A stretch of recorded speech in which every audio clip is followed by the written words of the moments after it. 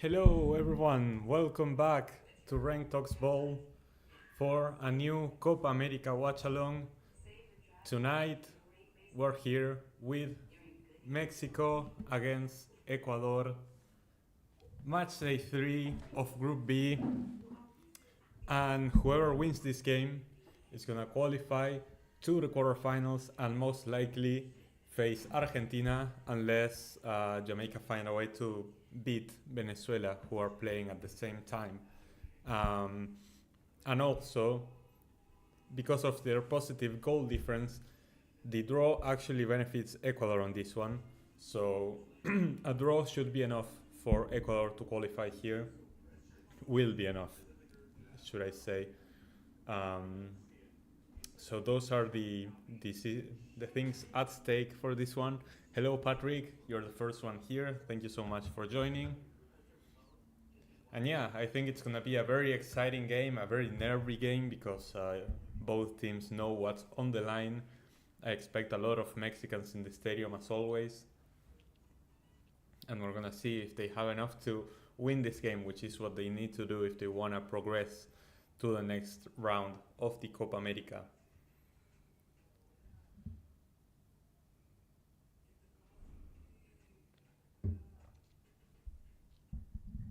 So let's just stay comfy here while we wait for more people to arrive.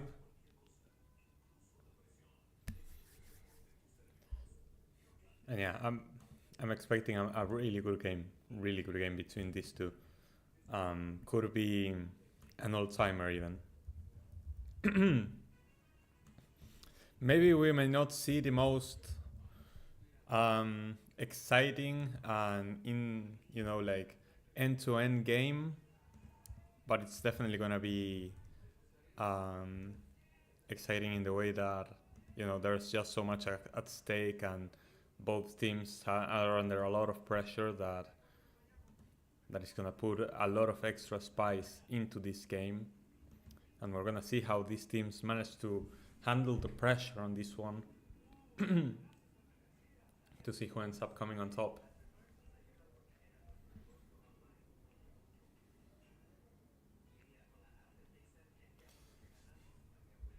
And like I said, it's also like good scouting for me just to see who could possibly be Argentina's next rival in the quarterfinals. I feel like Ecuador would be the most difficult team of the two for us to deal with. We have a really good record against Mexico, and I really don't rate their chances much in this game or against us, honestly. I think that they are at a disadvantage in both games, honestly.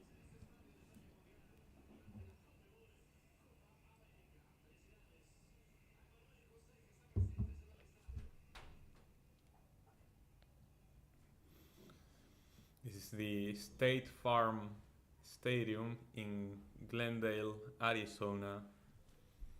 So it's also a state bordering Mexico, so that should mean that there are only more Mexicans present at this game, which is a life or death game for Mexico. Giving even more reason for people to show up. I'm gonna write the reminder for no spoilers in chat.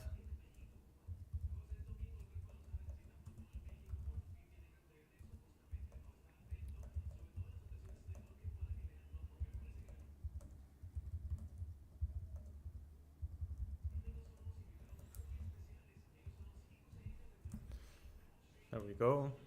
Pin this.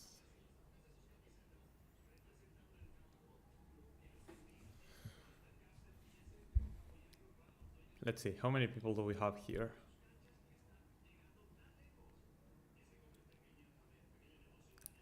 Three people watching. Come on people, let's get those likes up. Remember to hit the like on the stream. It helps the algorithm share my stream with other people so that it spreads out, it gets recommended to everyone. Also remember to subscribe to not miss out on any more Copa America content that we're gonna be making here. We're gonna be making more watch-alongs, including one tomorrow for the game between the USA and Uruguay, in which the USA are pretty much forced to get a result if they want to qualify to the quarterfinals themselves.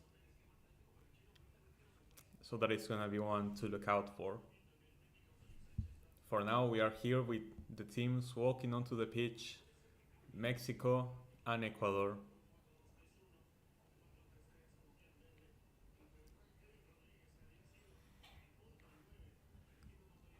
My prediction is 1-0 Ecuador, but I could easily see this one being 1-1 because after Ecuador score, they may go defensive, knowing Felix Sanchez.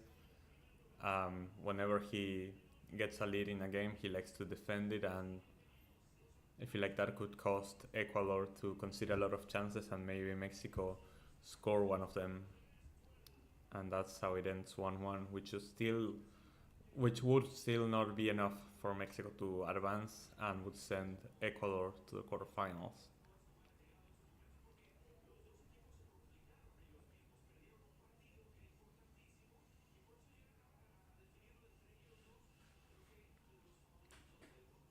There's Senor Valencia again. Let's see if he can last more than 20 minutes without being sent off now.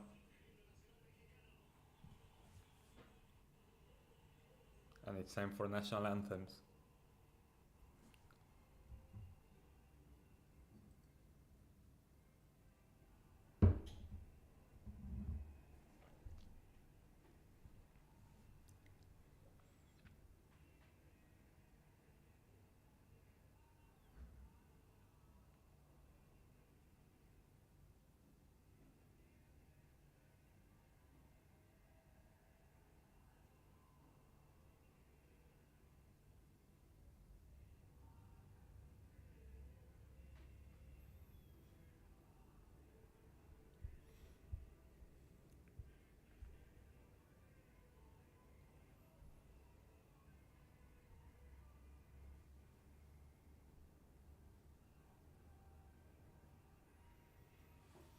Do you guys have any score predictions for this one? It's gonna be very intense.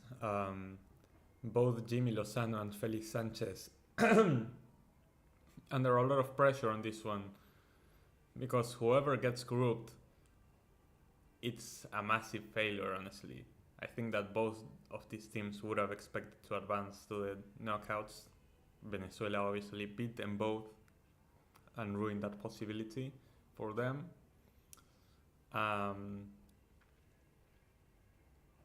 But yeah, it would be extremely disappointing for whoever goes out to miss out on knockout football. Ecuador 2, 1 Mexico. I think it's another L3. Yeah, I potentially see something similar happening.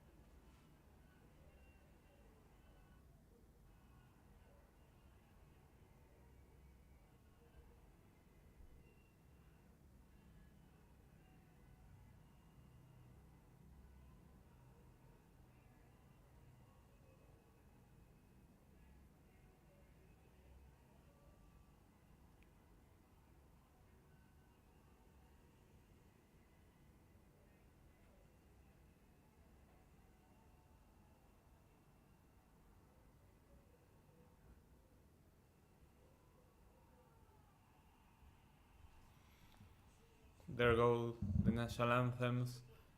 We're gonna see what the formations of the two teams look like.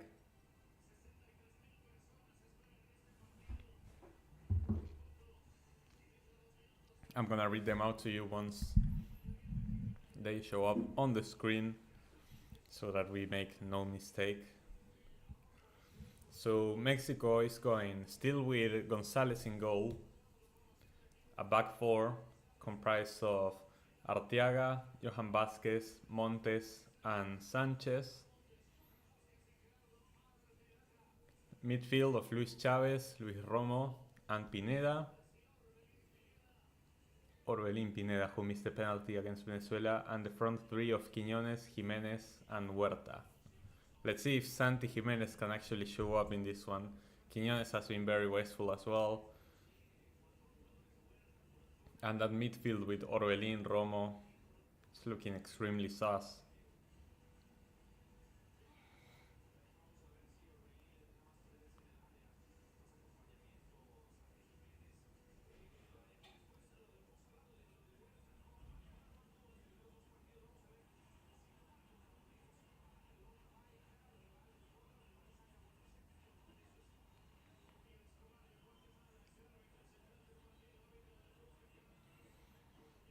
Hola Renk, hola Mats. Congratulations on the win today. I did not get to see the game. I was away from home, but judging by the minutes in which the goals were scored, I can imagine that it was a very nerve-wracking affair. It was so close to being a quick exit for England on that one. My predictions for this game is 2-3 for Ecuador. I don't see a high-scoring game happening. Okay, Ecuador's lineup going with Alexander Dominguez in goal, Piero Hincapié, William Pacho, Felix Torres, and Angelo Preciado. It's the back four. A double pivot with Caicedo and Alan Franco.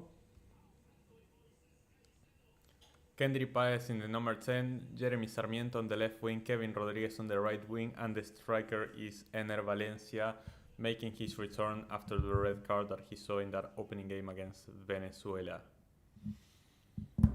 I don't think we're gonna see a high-scoring game because I don't rate either team attack.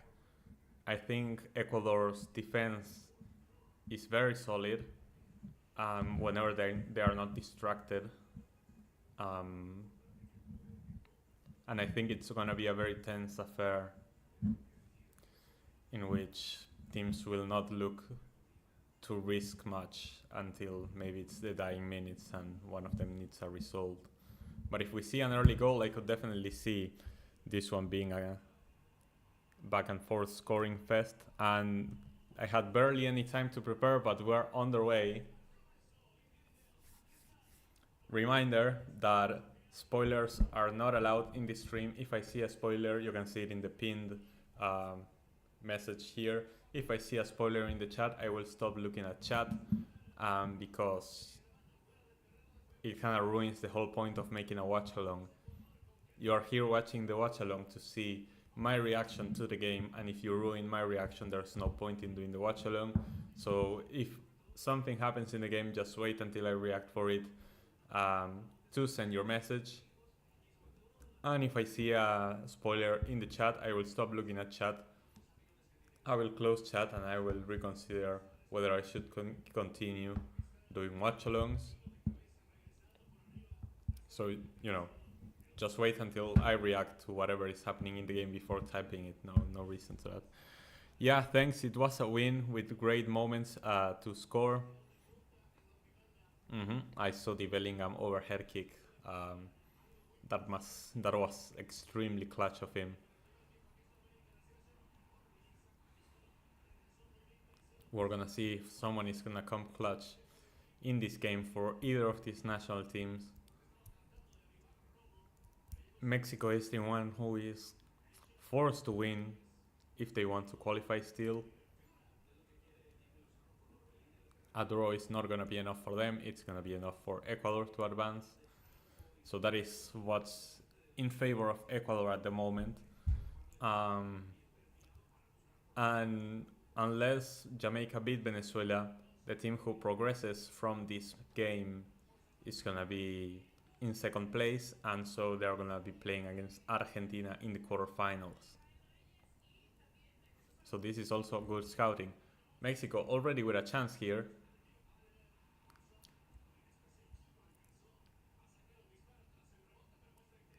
But Huerta, that shot was like really bad. I was a bit confused as to what had happened. I thought it was a clearance from the Ecuadorian defender, but no, it's Huerta who fired a shot.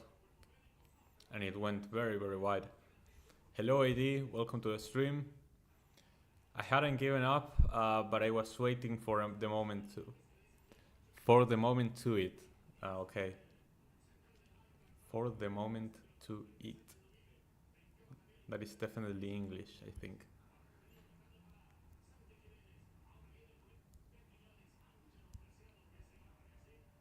So far, Mexico with the possession. I really hope that Felix Sanchez didn't tell his lads that he's going for the draw, because that would be a bad idea, definitely.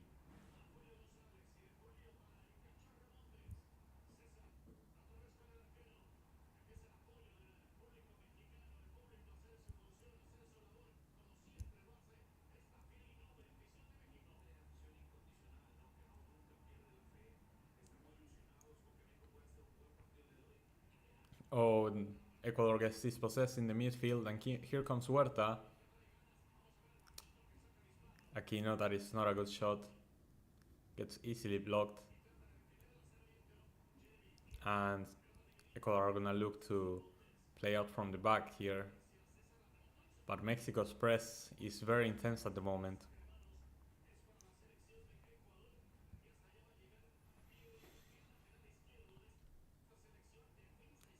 They haven't created any chances yet, but by this start, it really looks like Mexico is the one who is going for the result.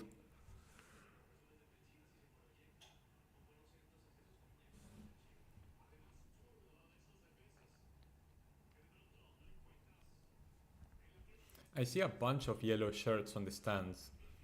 I'm surprised. I really thought that in Arizona, especially like a neighboring state to Mexico, that Mexicans would be almost the whole of the stadium, but it's actually closer than I initially thought in terms of amount of fans. If I remember correctly, the first team I saw in Qatar, besides England and maybe Wales, were of Ecuador and Mexico. It was at the airport. Mm-hmm.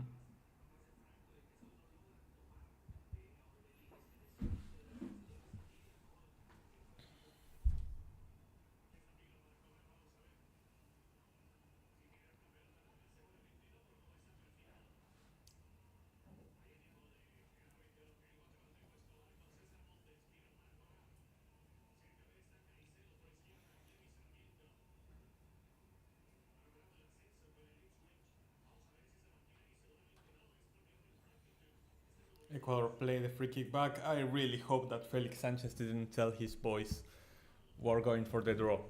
That would be a horrible idea. Ecuador have to play this like if they needed to win. Especially during the first few minutes. And here comes Ener Valencia. That is a foul. That is a clear foul on Ener Valencia, and that's gonna be a yellow card already. Yep.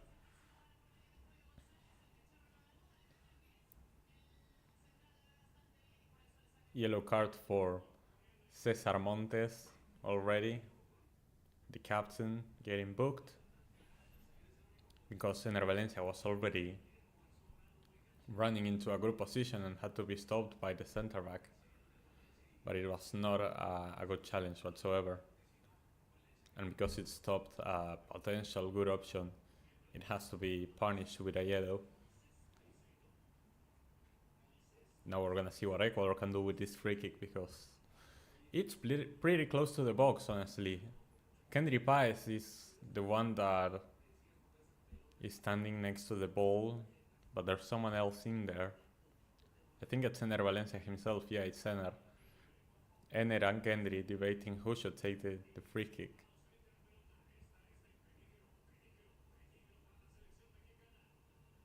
Let's see it.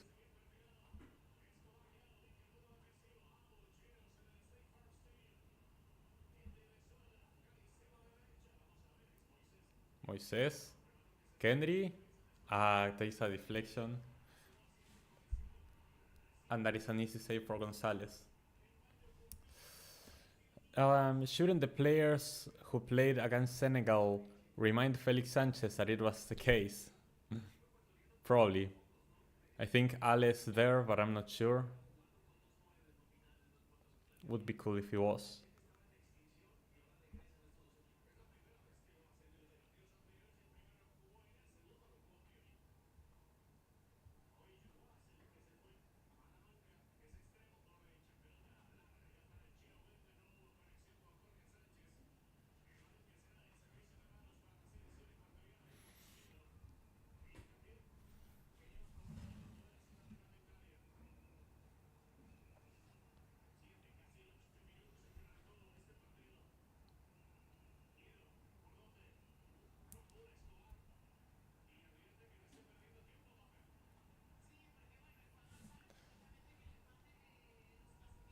Piero Hincapié already time wasting on a throwing. Like, for real, if this is the game that Ecuador are gonna play, it's not gonna work. It's not gonna work. They need to play their game. I know it's smart, you know. You time waste as much as possible.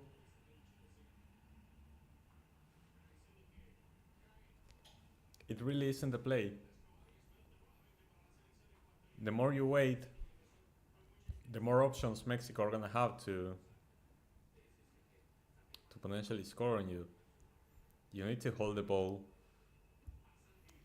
You need to keep possession, and you need to actually try and create chances. If you let yourself get pressed, that makes everything incredibly difficult for that. Hey Rank, hello JGP. What can you tell us about how Argentina needs to play the next game against Ecuador or Mexico? I think that our approach should be very similar to what we had against Chile. And what I mean by the approach, I think that needs to be the lineup, and that needs to be our style of play. Just gegenpressing, trying to recover the ball as quickly as possible, dominating possession, being the one dictating the play and creating chances. Obviously, there are a few options like starting Lautaro Martinez instead of Julian Alvarez, and also potentially someone to replace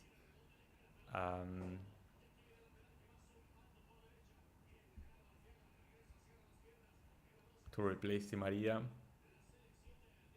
Everything is possible.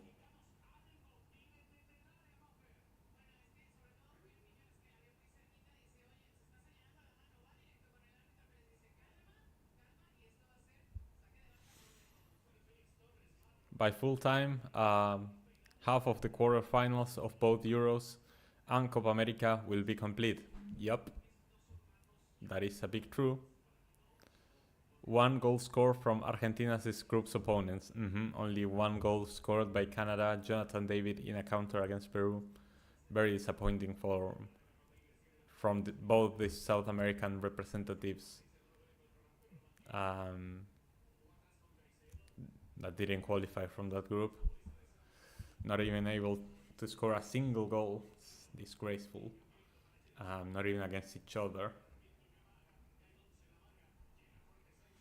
And yeah, Canada was the one who stood out among the worst. It really wasn't a very good group.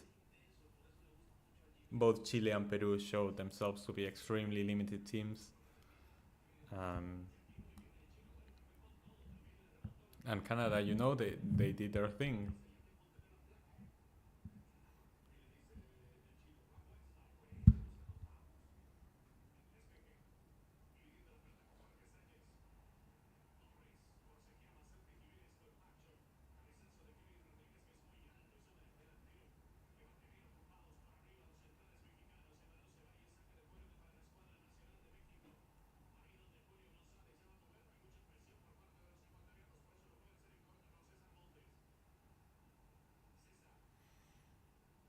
Chile scores 0 goals. We should be topping the group. Yeah, that guy.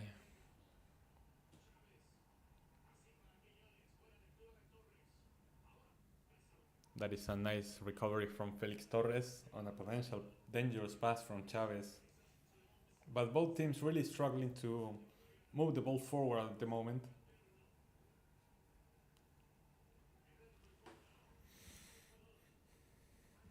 The delusional take, especially when he said 7 to 9 points. Jesus Christ. Ay, ay, ay. That is an ay lamao, if I've ever seen one. Ooh. Ooh, good clearance from Mexico. I think it was Huerta who came back to help with the defense. But that had been an interesting cross, and Ener Valencia was already there fishing with his fishing rod, trying to get something out from that cross. Could have been dangerous for Ecuador.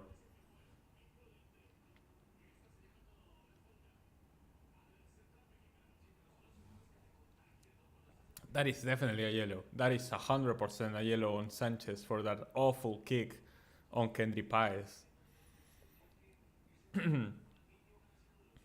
But because it's Copa America, you cannot get a yellow card in the first half unless you completely murder someone. That should have 100% have been a yellow for that awful challenge on Kendry Páez. I swear, the referees at this Copa America, they never give out cards unless they are extremely obscene in the first half. They keep all their cards to the second half. It's crazy.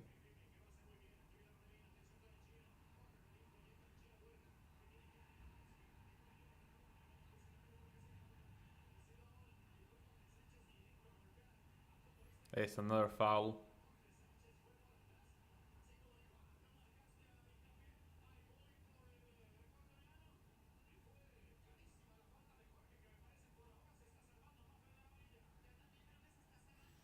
We say Caicedo on the ground.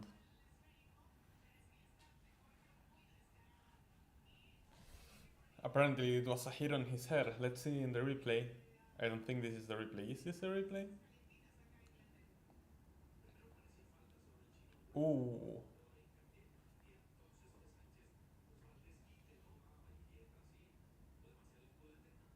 I don't see where he hit his head.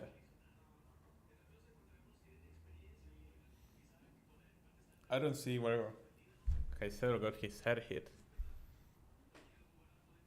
I think it's a bit of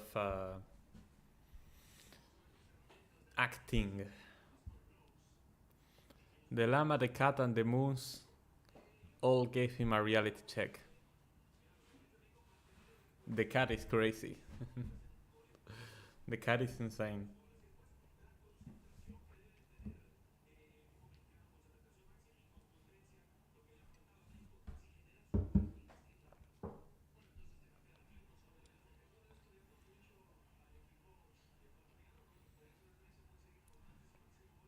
Let's see, here come Mexico. Quiñones, shots from distance. The rebound lands on Chavez, but doesn't get to do anything. At least he's trying to put in a cross now. That is a bad clearance from Ecuador. Another, oh, it was a foul. The play had already stopped a bit ago. But Ecuador are going to be the beneficiaries of that foul.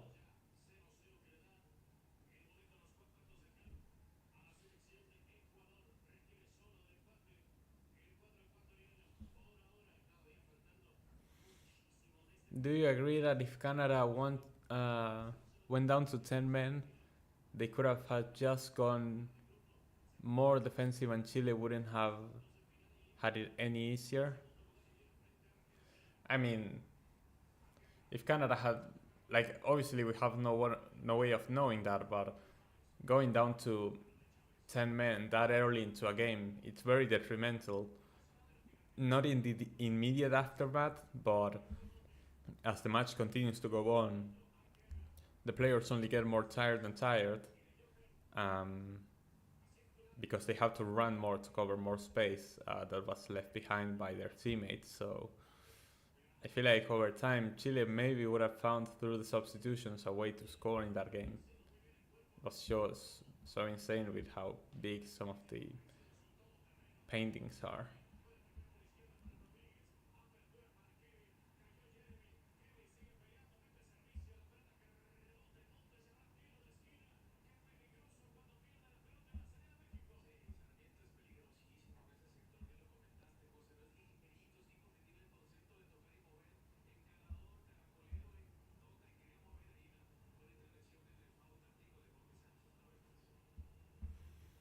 Let's see. Ecuador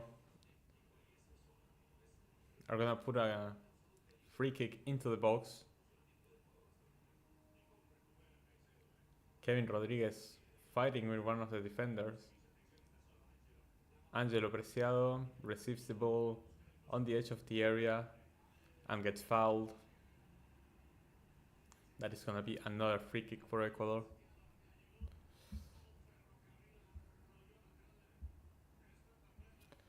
Well, considering that Chile have a bad attack, I suppose, but 10 men, it's really rough, especially that early into a game.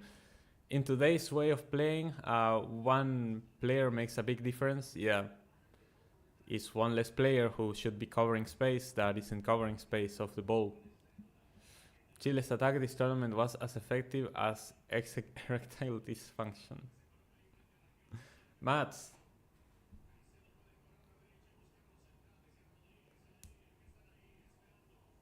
Let's see what Ecuador can do with this free kick. It's gonna be another cross. Con Kendry Paez. Ooh! Kendry went for goal, and Gonzalez had to make a clutch save on the near post.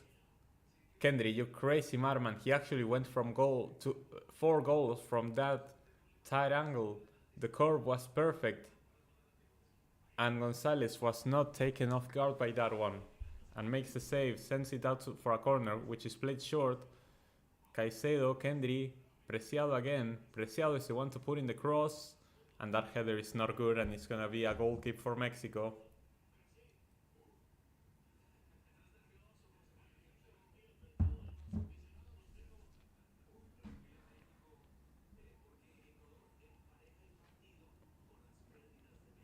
It might have eventually been 10 versus 10, obviously, but that is a much different game for both teams. Being up a man was very beneficial to Canada, and Bombito should have been sent off for elbowing Echeverria, definitely.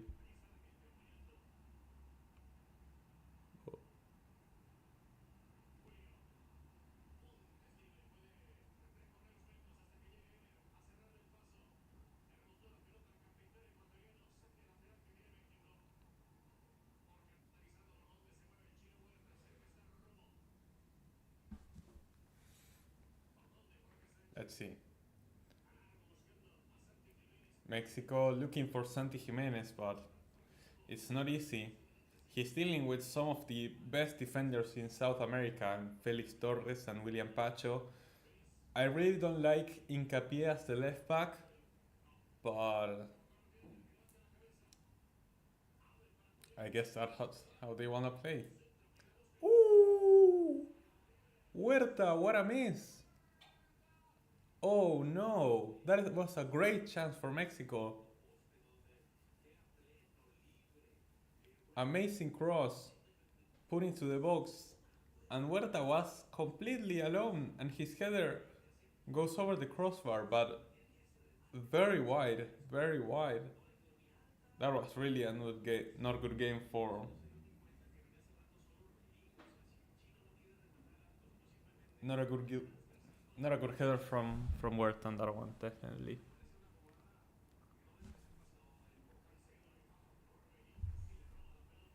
Orbelin not able to dispossess, but Mexico's press really working right now.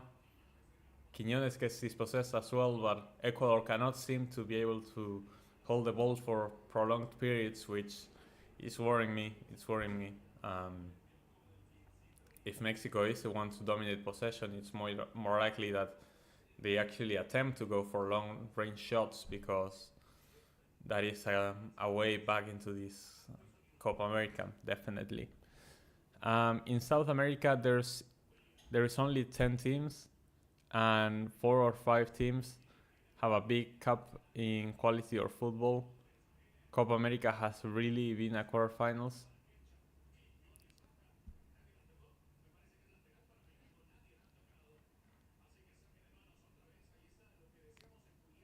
Against Canada, Chile played like that white cat.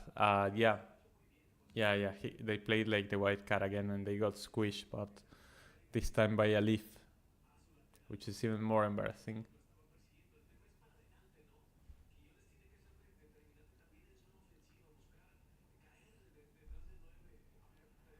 Here's a long ball for Santi, but Dominguez is there to catch the ball. No worries for Ecuador on that one. Although Santi was pretty close to getting a touch on the ball and controlling it, he could have potentially chipped it over Dominguez if that had been the case.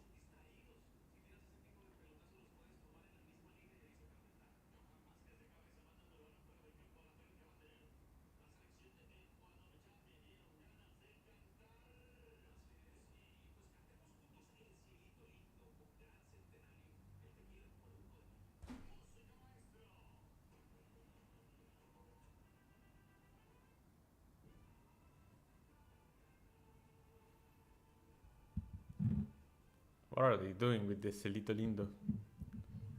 The Mexican commentary is just so goddamn funny. They get so involved in the game.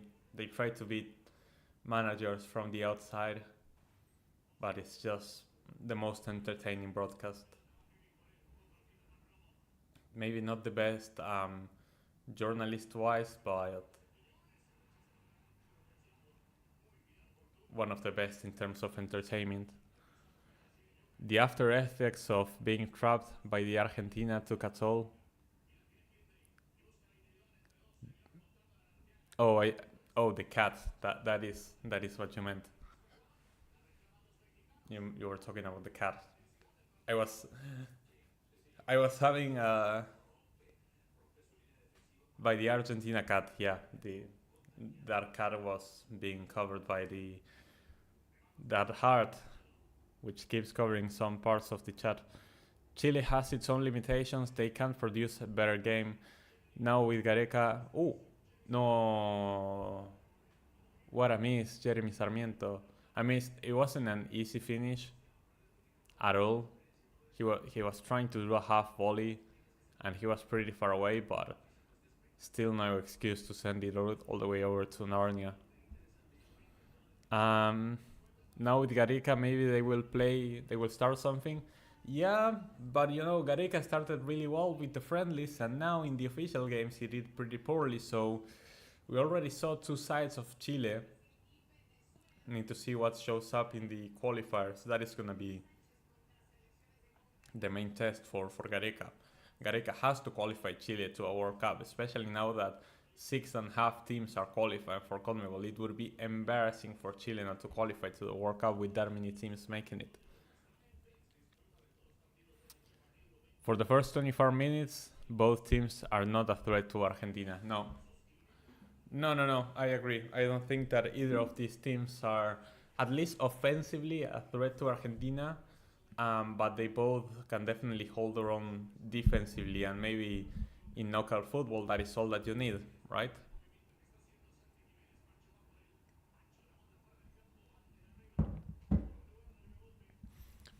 It must be cold, 52 degrees in Argentina right now, but in Phoenix, the venue of the game, it's over 108 degrees, so hot. Yeah, that is in Fahrenheit. We don't really use Fahrenheit here, but yeah, it is pretty cold in Buenos Aires. I have my heater on and a hoodie, so like that's how you know how cold it is. And I'm a person who likes the cold more than the heat.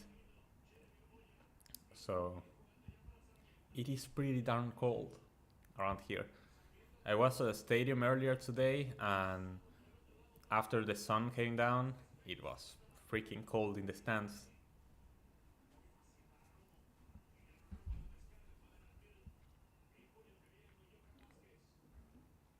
Ecuador really imprecise on the ball right now. Like they have not been able to create any chances so far. That Jeremy Sarmiento attempt after a cross was like the only chance between a lot of quotes that they produced. It's not like Mexico has done a lot themselves, but at least they've held possession and they've had the momentum of this game in their hands, but nothing seems to be able to click with them. Like I said, Orbelin and Romo in midfield is extremely rough. At least Antuna is not playing anymore, so that is a positive in the attack for Mexico, but I have a really hard time seeing Mexico scoring after seeing how You know, I say that, and both Venezuela and Jamaica were able to score against them. Ecuador hasn't kept a clean sheet yet, but they are just so defensively solid. Like I said, their center backs are one of the best in South America, and they are very well coached, at least defensively, defensive wise. Offensive wise, it seems like Felix Sanchez is a bit clueless. The build-up play is not great for Ecuador, considering the quality midfielders that they have, and the strikers are just not it, bro. Jeremy Sarmiento has probably been the best attacking piece for Ecuador so far, but it's not enough. Ecuador have come close to keeping out Argentina in the qualifiers, yeah, and in a recent friendly too.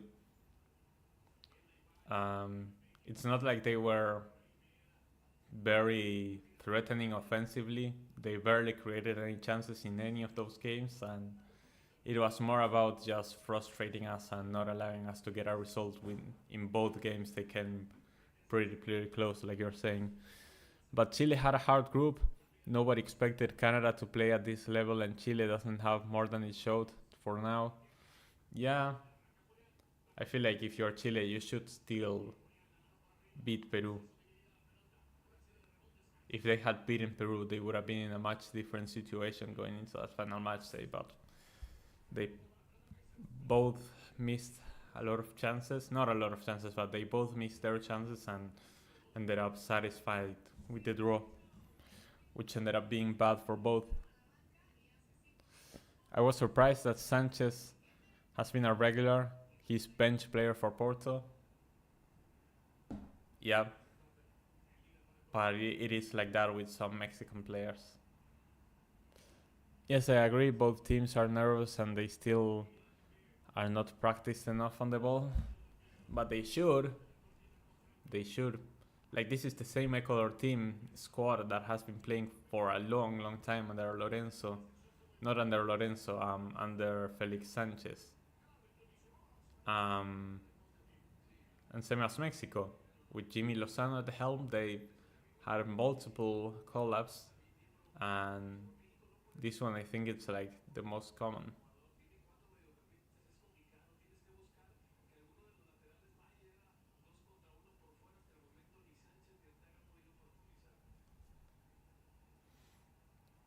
Peru was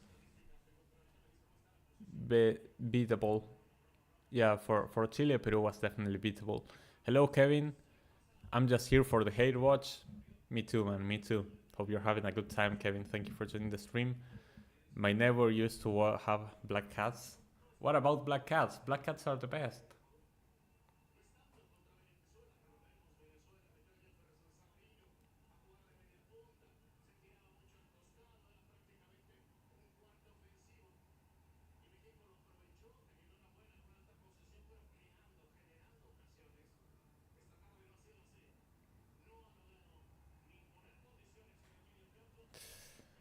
Rank, how is in the final? Argentina, Uruguay? We'll see. We'll see. I don't think even though Argentina are not gonna face any of the quote-unquote favorites until the final, all of the knockout games are gonna be hard for Argentina. If we play Ecuador and Venezuela or Ecuador and Canada, those two are gonna be very difficult and tricky games for Argentina. I still would expect us to win. We're definitely the favorites. I'm not saying we're not, but I'm saying that it's not as lopsided or as given that Argentina are gonna be guaranteed in the final. I don't think it is like that. And Uruguay themselves, they had a tough path ahead of them. I'm pretty sure they will top their group now. After that, they play in the knockouts one of Brazil and Colombia, and then they probably face the one that they didn't face in the semifinals. So like, it's a very tricky draw for Uruguay as well. As the Mexican fans start doing the wave, which I hate so much. Uruguay don't have an easy draw. Colombia and Brazil are both teams that can beat Uruguay on their day and sneak in. But Uruguay has definitely been playing the best football at the Copa America somehow, although they played only Bolivia and Panama, who are not really a test for a team like Uruguay. But Argentina's group also looked pretty weak, and we struggled to score our chances despite us playing great football. So I feel like those are the two favorites, and they should be the teams expected to make the final. But we have to be open to upsets. We've seen upsets already. We've seen Brazil drop points to Costa Rica. We've seen Panama beat the US. We've seen Venezuela beat Ecuador and Mexico. We need to be prepared for the unexpected. Santi Jimenez, he won the ball and got dispossessed. Amazing by Pacho. William Pacho is such a good defender, man. I really think that William Pacho is one of the most underrated pieces of this midfield, not midfield, backline for Ecuador.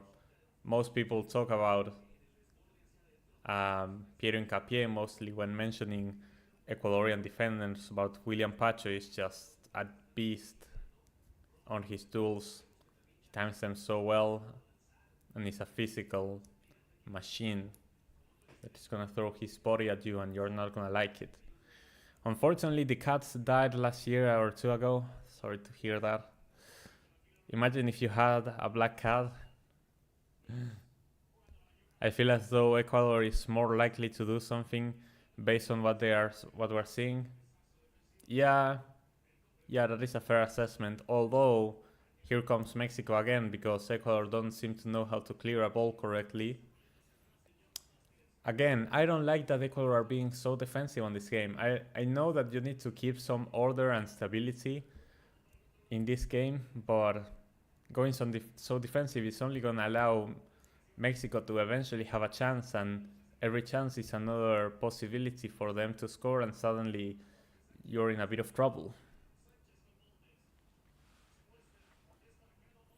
Oh, amazing for Orbelin. Amazing play for Orbelin. However, the shot from Arteaga is blocked. And here comes Ecuador on the counter attack. Oh, that has to be a yellow card. That has to be a yellow card.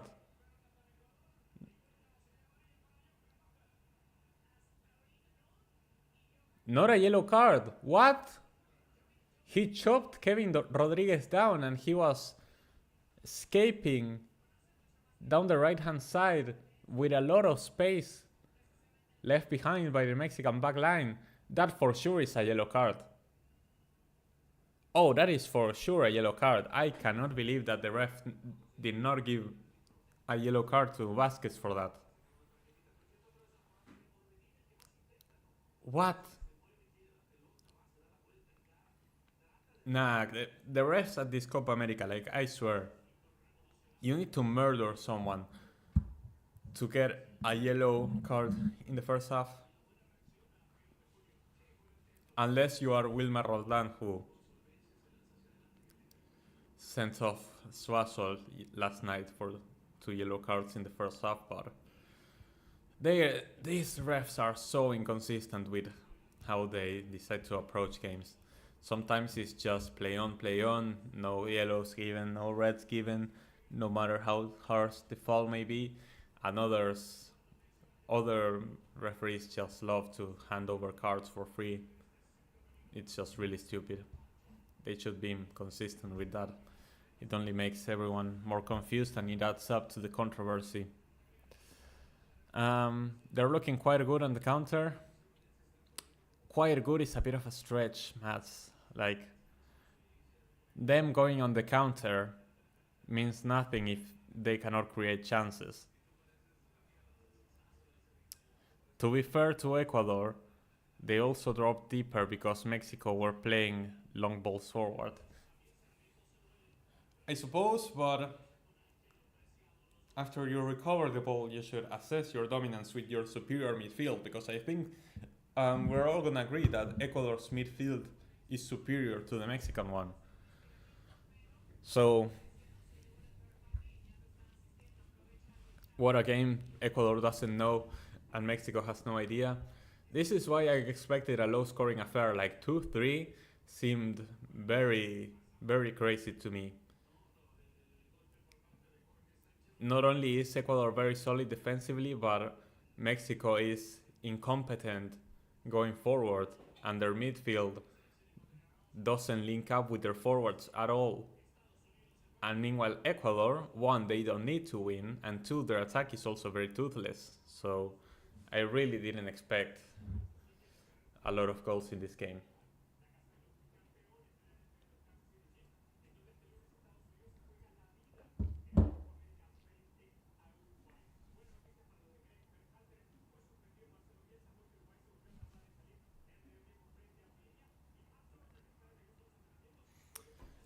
Bielsa already also got suspended for walking out of the pitch late at halftime. That is something that has already happened to 3 different Argentinian coaches, Scaloni, Gareca, and now Bielsa. All suspended for delaying the restart of the game for the second half. Very, very weird that that happens, and CONMEBOL sanctions them like that with a 1-game suspension. So Bielsa is not going to be on the bench tomorrow for that game against USA, which we are going to be doing a watch-along for at the same hour as today's stream, 8 p.m. EST. We're going to be watching that game between USA and Uruguay, which is going to decide whether or not the hosts of the tournament continue in the Copa America. It's going to be very exciting, I feel like. 4 yellow cards in the first 12 minutes of England versus Slovakia. There's at least 6 in the first half overall, and in this game we should have multiple yellow cards already, but the referee is not handing them out because hey, it's the first half, it's only the start of the game, haha. Bro, I hate referees sometimes, like, it's so frustrating. What's worse, Eduardo Vargas or Henry Martin? Henry Martin, I feel like it's worse. But Vargas was useless beyond belief for Chile in this Copa America, not only because he didn't score, nobody in Chile did, but because he gravitated and brought absolutely nothing off the ball as well. Big boost for the USA, I suppose so. I suppose not having that in-game management for Bielsa is potentially a good news for Greg Berhalter and company. I prefer this kind of referees rather than the ones in the Euros. The Euro refs seem too overprotective, while the ones over here allow the shithousing. Yeah, but one thing is shithousing and one thing is allowing harsh fouls or stopping a dangerous play with a foul, which shouldn't happen. Even if it's the first half, you need to punish that with a yellow card, definitely. Mexico should have 2 yellow cards by now. And there's potential for... There's an argument to be made that Ecuador should have 1 as well. Finally, Ecuador showing some semblance of their usual self, keeping some possession and going on the attack. That was a good cross from Ener Valencia, but gets cleared away by Luis Chavez. Finally, Ecuador with some offensive momentum in the final minutes of the first half. We're gonna see if it's enough for them to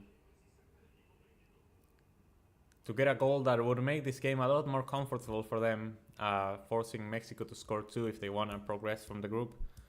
And also putting pressure on Venezuela, because if Venezuela loses to Jamaica, a win from either of these teams could mean that they top the group ahead of Venezuela. Of course, that is extremely unlikely, and if I'm not mistaken, I think that Venezuela are currently drawing their game against Jamaica. We haven't heard news from that game for now. Yeah, it's still 0-0 as well between Jamaica and Venezuela. Venezuela is confirming themselves top of the group with that result. As long as they don't lose, they are gonna be fine. Can't compare Euro and America. Yeah, no, they are not. They are 2 entire separate tournaments. They play in a whole different way. And yeah, just enjoy them both. Honestly, they've both been great so far. The group stage of the Copa America, has been fantastic. The group stages of the Euros were fantastic, and now the knockouts are delivering as well with a lot of drama and great games. So just enjoy them both. Refs are terrible in South America. Refs are terrible pretty much everywhere. Like, I don't know what is up with referees. They make me so annoyed. That is a yellow card for Moises Caicedo at least.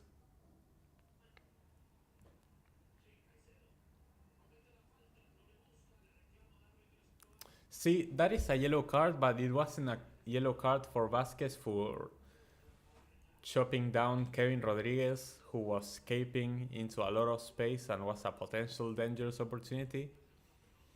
Like, those inconsistencies are the ones which I don't understand from referees. That looked really weird. Good cross into the box for Mexico. The ball is not completely cleared away and they retain possession.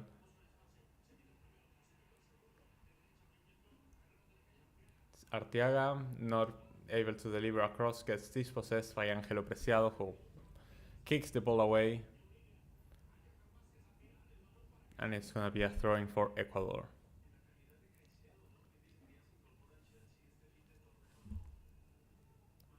Who should advance out of Venezuela and Canada? I've liked a lot more what I've seen from Venezuela so far. Canada have looked very limited.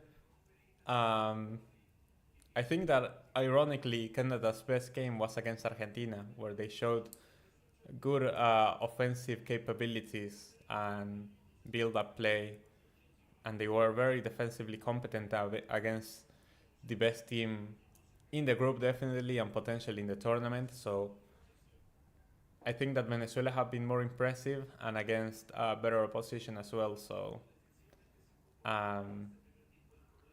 I think that I would give Venezuela the upper hand in that game.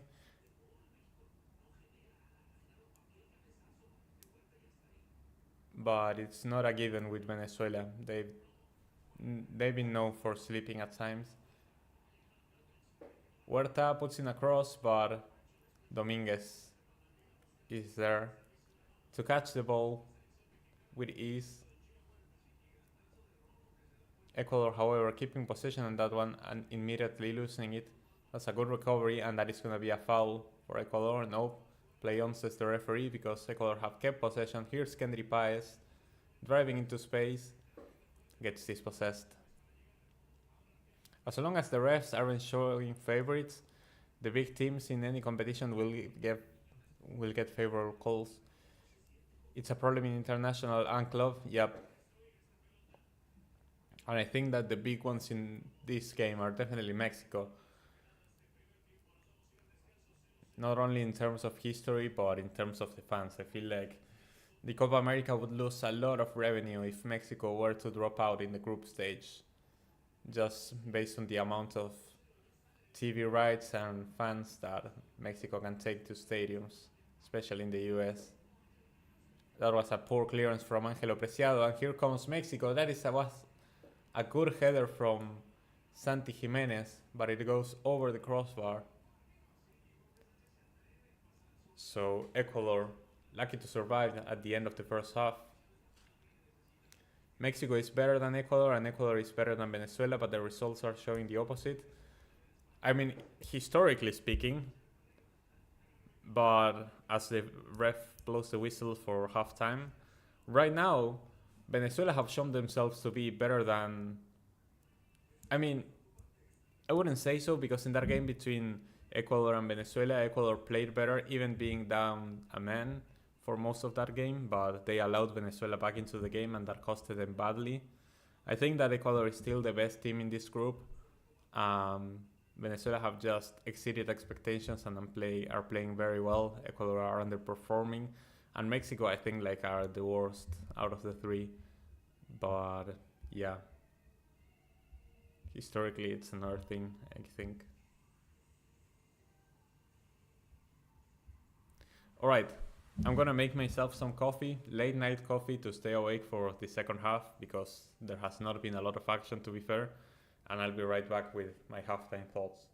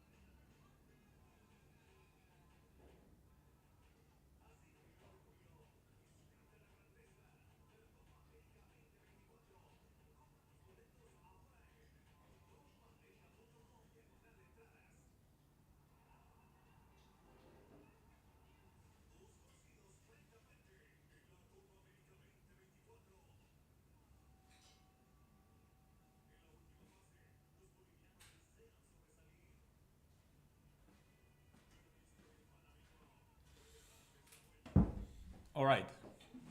Let's see what the chat is saying. Seems like I missed a few messages here. Venezuela have been the equivalent to Austria in this Copa America. I can agree with that. Just an extremely well-coached side that may not have the individuals that the rest have, but they know how to get the job done. Anyhow, Argentina will crush them.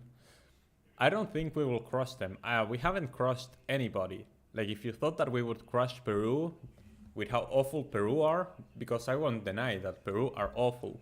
And yes, we were playing our B team, but we didn't crush them. We didn't crush Chile either, and Chile are awful as well. So, like, Argentina is not going to crush anybody. We're just going to control games and win them. But we don't crush anyone. We seem to make it close against everybody. Mexico haven't been good since they qualified for the World Cup. They haven't been good since the pandemic. They qualified to the World Cup because CONCACAF is a bit of a joke. Like, they... Remember that controversial penalty, that 1-0 win against Panama at the Azteca? They qualified for stuff like that, and because the other teams are simply not good. They did struggle in qualifiers, yeah, exactly, Eddie, and got worse since. México tiene la inmensa presión de sus fanáticos y el periodismo hasta ahora atacó de manera desordenada y poco efectiva. ¿Tendrá temple para no desesperarse a medida que pase el tiempo? Vamos a ver, pa. Los fanáticos es un montón, tipo, hay un montón ahí en los Estados Unidos, en Arizona, en este momento. Y el periodismo sí, no te cuento. Lo que va a ser fútbol picante a la noche en ESPN, si México no gana este partido, va a ser una locura. Vamos a estar todos ahí presentes. I remember in the first Nations League final, they looked better than USA in normal time, had to push to win. Yeah, we got lucky to win that, but that is also another thing with Mexico. The grit, the mentality is simply not there.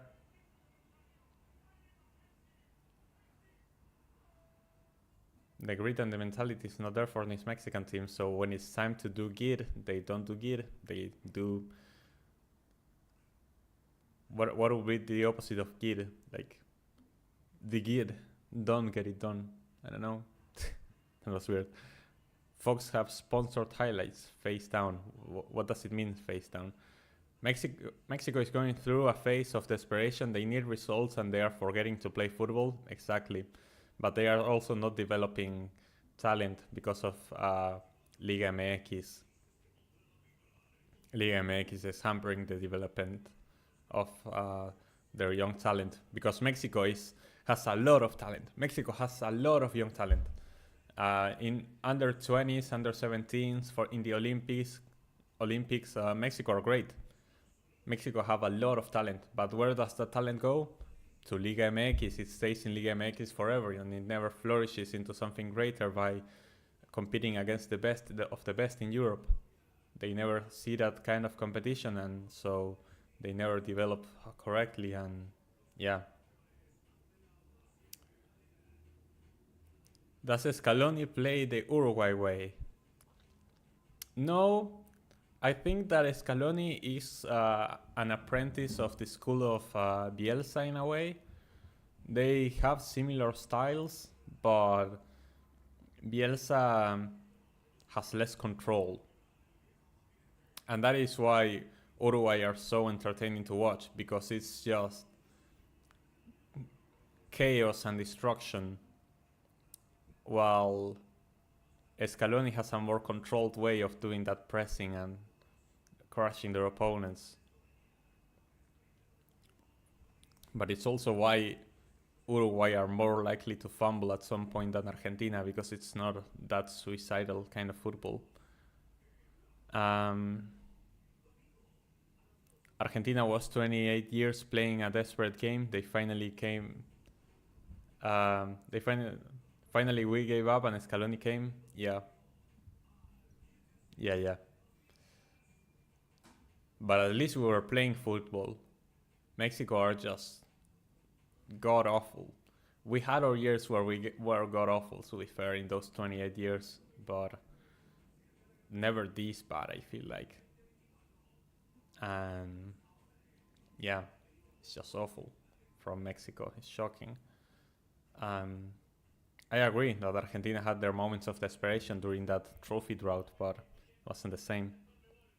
You know when AD puts his face down like this? This is the main AD reaction.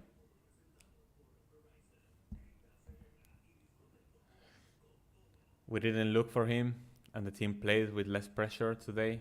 Everybody wants to play the Argentina way, or the Pep way. In Europe, everybody wants to play the Pep way, and on some teams it works. On a few teams it works. In most teams it looks freaking awful. They don't know how to play out from the back. We've seen a lot of goals this Copa America come from mistakes playing out from of the back, and so many more were own goals. So the Pep way doesn't work for everybody. You need to have the right team for it. But Europeans don't seem to realize that. When Mexicans go to Europe these days, they go to the Netherlands, Jimenez, Edson, Jorge. Yeah, that is weird. I don't know why the Netherlands specifically. I guess the Netherlands are the scouts from the Netherlands are the ones who visit Liga MX the most out of the European leagues, but still weird. But even then, being in the Eredivisie, like, here's the weird thing. Liga MX may have more quality than Eredivisie. And you may get more money playing in Liga MX than in Eredivisie. But at least you're exposing yourself to a different type of football and a new way of training. I'm sure that training in the Eredivisie is more effective than in Liga MX. I'm sure of it.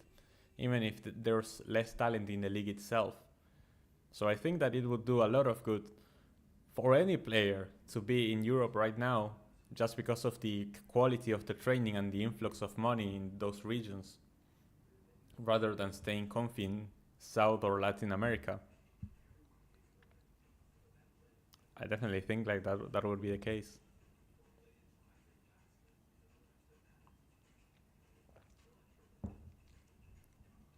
Proof Argentina Peru. Argentina play Scaloni way.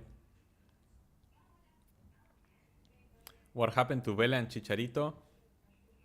Vela is just old, and Chicharito had a downfall with Tata Martino because he was caught doing a party, and so he was never called up again for the national team,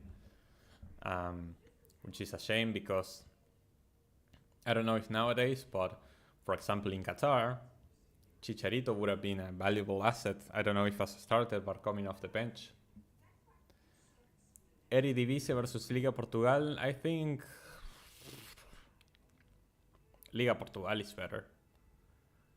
We see more often teams like Porto, Benfica making the knockouts of European competitions, while it's been... Obviously, that has to do a lot with the downfall of Ajax, but even then, it's not like they were constantly making the knockouts of tournaments. They had that Cinderella run in 2019, making the semifinals, which is more than most Portuguese teams can say in the last few years, but I feel like Portuguese teams are just more consistent and better right now.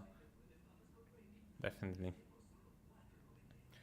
Is Mexicans going to Eredivisie an apology for robbing, dive, or a slap in the face?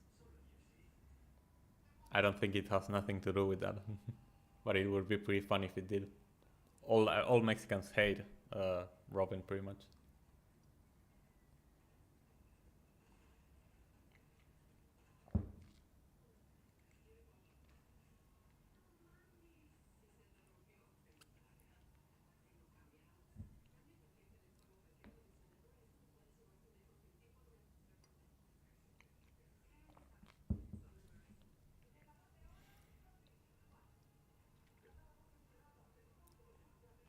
Let's reset the timer ahead of the second half. I feel like Mexico has had more of the possession in this game. Not really doing much with it. There was a small period of time where Ecuador looked like they were trying to hold on to more possession and maybe try to take over the game at the end of the first half, but it lasted like very, very little.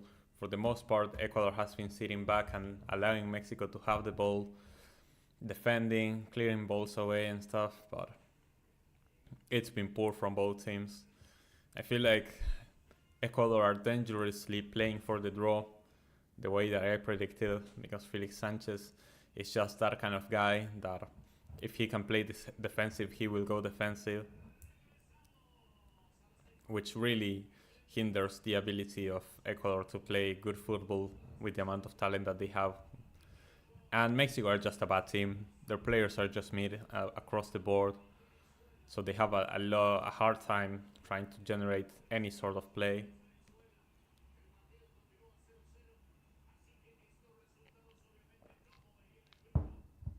Maybe a slap on the face to Mexico, except for players going there and benefiting.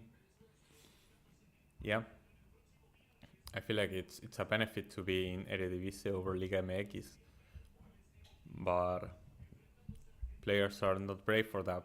They don't have an incentive to actually go to Eredivisie. No monetary, no nothing. No reason to go to Eredivisie with the state of Liga MX currently. But it hinders the ability of the national team to produce talent. And that is the main thing. Anyway, we're underway for the second half. We're gonna see. Reminder that Mexico need to win this game or else they are out of the Copa America. Ecuador, with the draw, will be through to the quarterfinals where they will be facing Argentina as the team who finishes second in this group. Is gonna face Argentina, who already topped the group on 9 points yesterday after beating Peru. We did a watch-along for that. I was live from a bar in Buenos Aires, and I'm gonna attend that because you guys seem to enjoy that experience and I enjoyed it as well. I'm gonna go to that bar for every Argentina game that's remaining at this tournament, as many as those may be. This is the best of Ecuador, to kick the ball far and hope for the best. But that Ecuador has so much talent to play better than that. Two of the best center backs in the Bundesliga. Yes, Moises Caicedo didn't live up to the price tag at Chelsea, but he's still a quality midfielder. Kendry Páez as a rising star. Dangerous wingers like Jeremy Sarmiento and Kevin Rodriguez, and Ener Valencia with his experience as striker. Like, Ecuador have tools to play well. And they are playing satanic ball because their PE teacher instructs them to go for the draw, to do the bare minimum.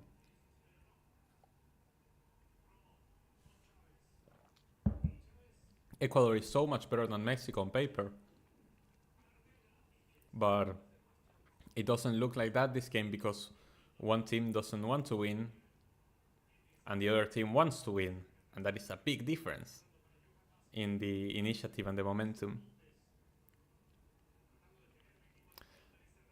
I haven't had one drop of tequila during the Copa America.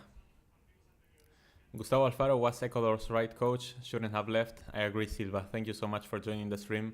Alfaro was that guy for Ecuador, but the federation was dumb, not renovating him, and instead going for Felix Sanchez, who they made on their vacation in Qatar.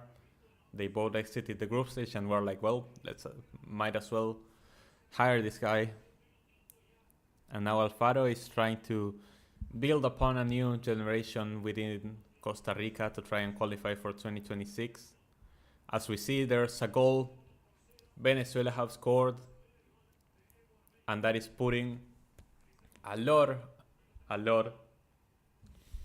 I mean, it's not doing anything. The table isn't changing, but it's great for Venezuela to finish on 9 points of the group. It would be an statement, as they have never topped a group in a Copa America. So this would be massive for Venezuela, guaranteeing to top the group. Devastating for Jamaica, who are sitting on 0 points and would finish on 0 points with this result. Again, another Copa America, their third Copa America appearance, And again, it would be the third time that they go on 0 points. At least on this one, they managed to score a goal against Ecuador, but still, they're gonna feel disappointed about that one. How weird speaking English in Buenos Aires bar. Watch out for barra bravas. Nah, but there were chill people in the bar. I don't think I wasn't looking at them, but I don't think they were even looking at me funny. An old man that was sitting like right beside me asked me if I had like a channel for transmissions international after the game, so he definitely noticed me speaking English during the game, but they didn't seem to think weird about it, so that was good. It gives me a lot of confidence, so like I don't feel awkward. I still feel awkward like speaking in English in public.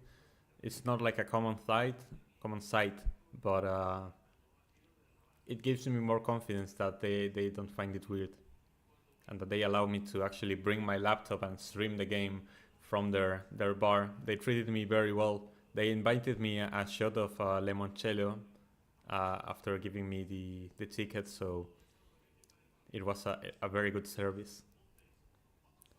So yeah, I'm definitely going again for the quarterfinals, which are gonna be against the team that qualifies from this game. We're gonna see who that ends up being. I know I'm behind. Silva, I know I'm behind. That's why there's a message here that says no spoilers.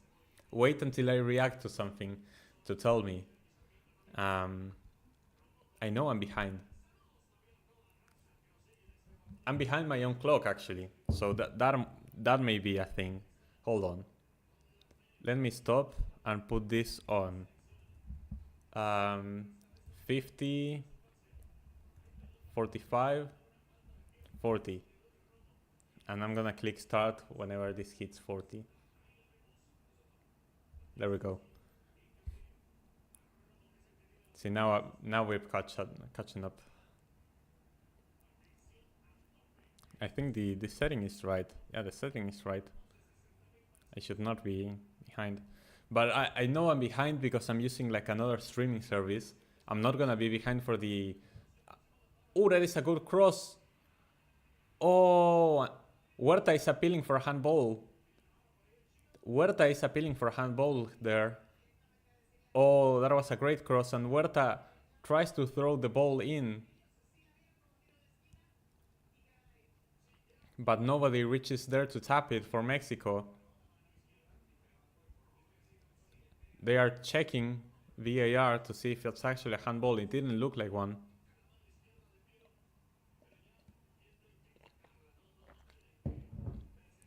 No handball, is gonna be a corner for Mexico instead.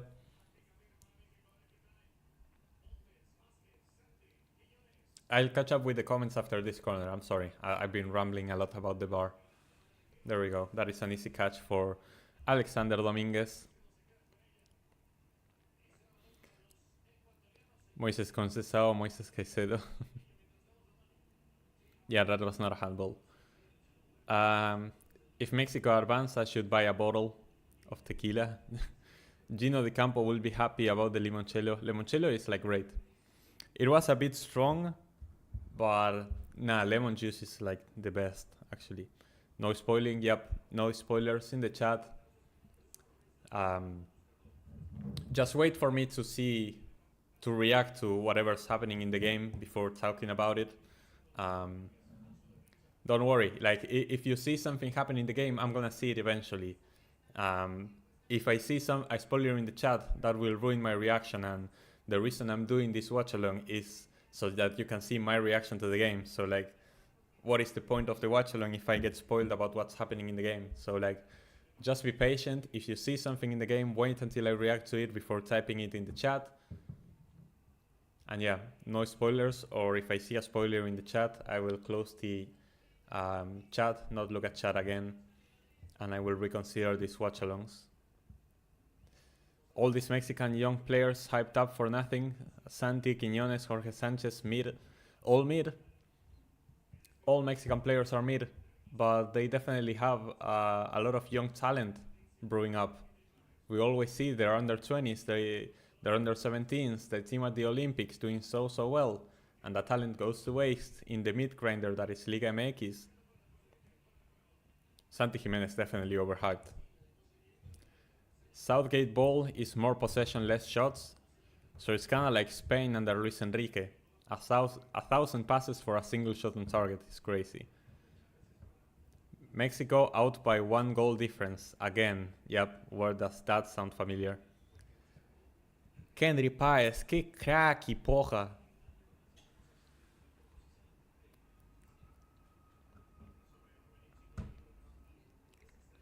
Kendry is him. But he did miss a few good chances in the first 2 games for Ecuador, but he's been very involved in chance creation for Ecuador so far at the Copa America, so he's been having a great tournament. For a 17-year-old, it's crazy to be able to deal with the physicality of the game, having to go up against little adults is insane. I want Argentina to play more. What does that comment say? Because it's 2-0 Venezuela now. I want Argentina to play Mexico and Messi to score the same goal. That would feel incredibly sweet.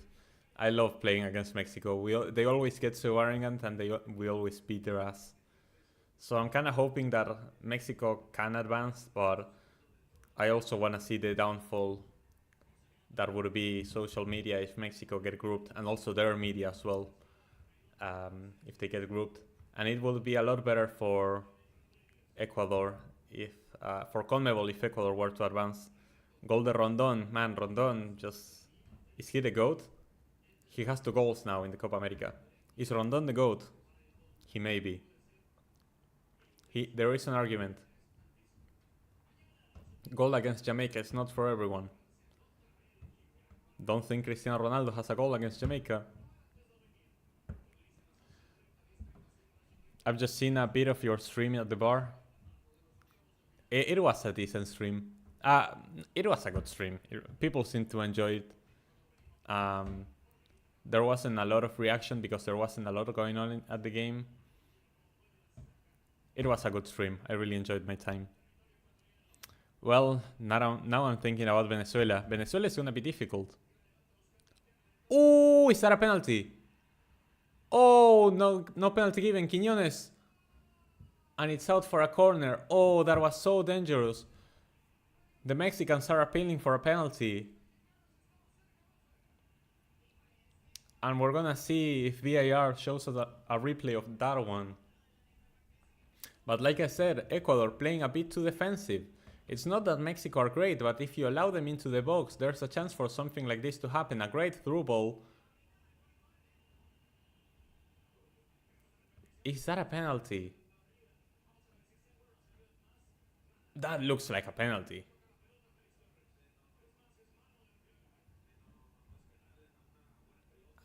Felix Torres does get the ball. Felix Torres does get the ball. Arteaga then handballs. So it's either a penalty or a foul for Ecuador. It's not a corner. There is the VAR check. Felix Torres does get the ball, to be fair. But he sweeps both the ball and the player. So that is where the controversy arises. Let's see what VAR ends up deciding. I need to catch up on some comments. Corner. No penalty. But it should have been a handball from Arteaga if it's not a penalty. But Ecuador, you know, this should be a warning. They are allowing Mexico to go inside their box, and that is really dangerous. Even if Mexico are incredibly mid, if they get inside the box, they may create something out of nowhere. They may shithouse a goal, and suddenly you have to go get a result. Santi! Santi! What a miss! Huerta heads the ball in after the corner, and Santi Jimenez is not able to tap it in with his own header.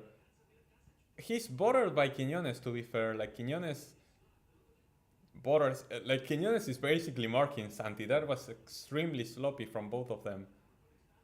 But Santi completely misses the target with his header from point blank range. Oh, and Hincapié is now getting dispossessed by Huerta. No fouls as the referee, but Huerta gets the ball, and here comes Mexico again. Huerta puts in a cross, gets cleared away, but Ecuador are playing with fire, bro. I don't understand what Ecuador are doing. They need to actually keep the ball, keep calm, and try to get Mexico away from their box. Oy, oy, oy. Renkai will go to Argentina versus Venezuela semis in New Jersey. Listen, we still don't know if those semifinals are gonna happen. Chillax, bro. I'll tell Romo to save Messi's pen like he did against Orbelin. Okay, bro. Okay. It's just good momentum they are having. Argentina will face them in the semis. If we win our quarterfinals game and they win their quarterfinals games, yes, we face Venezuela in the semis. And that will be a huge game, and it will be extremely complicated with how well Venezuela are playing. Like you were saying, the momentum they have, and the fact that everyone wants to beat Argentina. Like everybody seems to have their best game when playing against us because they are just so motivated to come get us.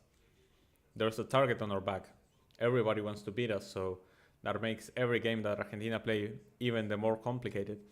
If Mexico and Canada were finished second at the World Cup, they will play each other. CONCACAF matchup in the round of 32. Angelo Preciado puts in a cross. That is an easy save for Gonzalez. Imagine if you do the same reaction as Venezuela versus Mexico.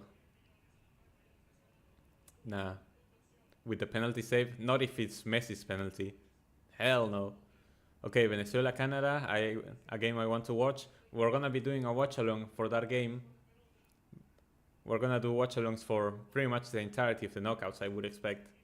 Unless there are games that collide with something, I'm gonna try to do watch-alongs for the entirety of the knockouts. Mexico in the 2020s can be summed up as bombs. Yep. Mexico post-pandemic have been a travesty. Felix Torres perfectly timed tackle, in my opinion, not giving that pen. Yeah, Santi, what a miss. Yeah, looking back at it, like, he gets the ball. But it was extremely risky to go for that challenge.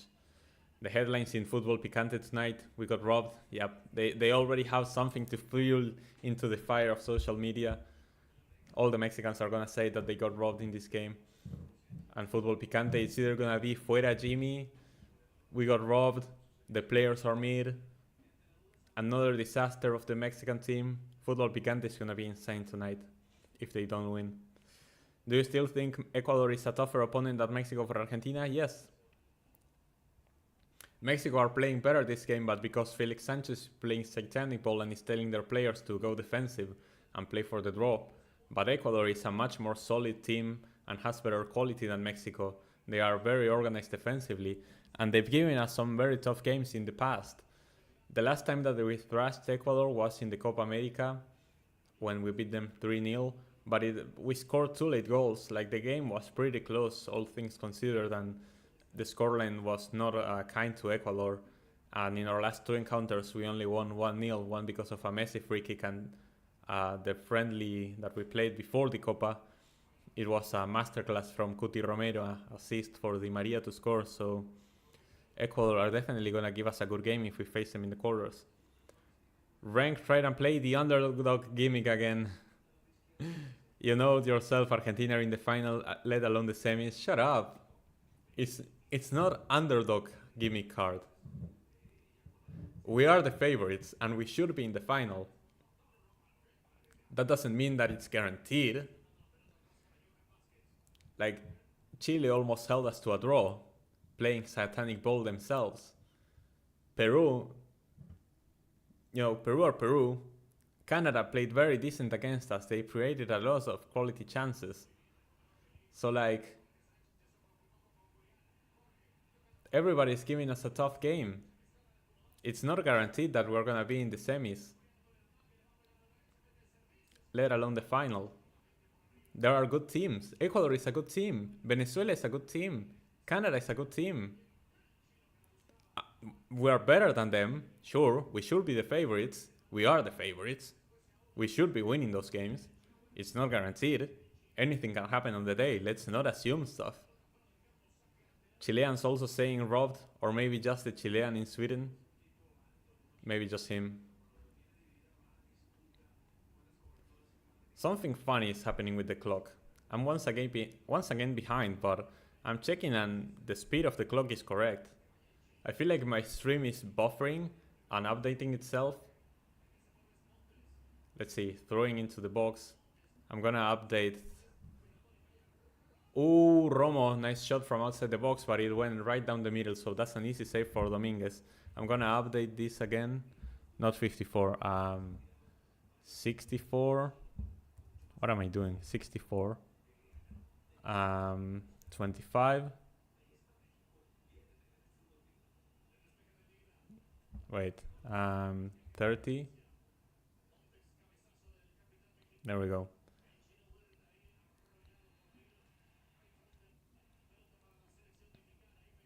Mexico gets a free kick. Ecuador again playing so defensively. Ecuador hasn't had any possession in this half. This half has been all Mexico. This is disgraceful. Oh, Julian! Santi! Oh! Oh, Julian Quiñones! Shot from outside the box. Amazing save by Dida Dominguez. And Santi from a tight angle ends up hitting the post. Santi was offside, I think. I think Santi was offside. But either way, from a tight angle, he hits the post. Again, Ecuador, this is unnecessary. Why are you playing with fire like this? You could be dominating possession with your superior midfield, and instead, you're allowing Mexico to have the ball and to have the chances. This makes no sense. Felix Sanchez has to realize that something is wrong. He is one goal away from getting eliminated. And yet he's not telling his team to do anything different or making any substitutions. Apparently someone is going to come on for Ecuador now. But something needs to change. They need to hold more possession. Ecuador is the better team. And yet they have less of the ball. They have the superior midfield and they have less of the ball. They have no control. They are just sitting back, defending for their lives.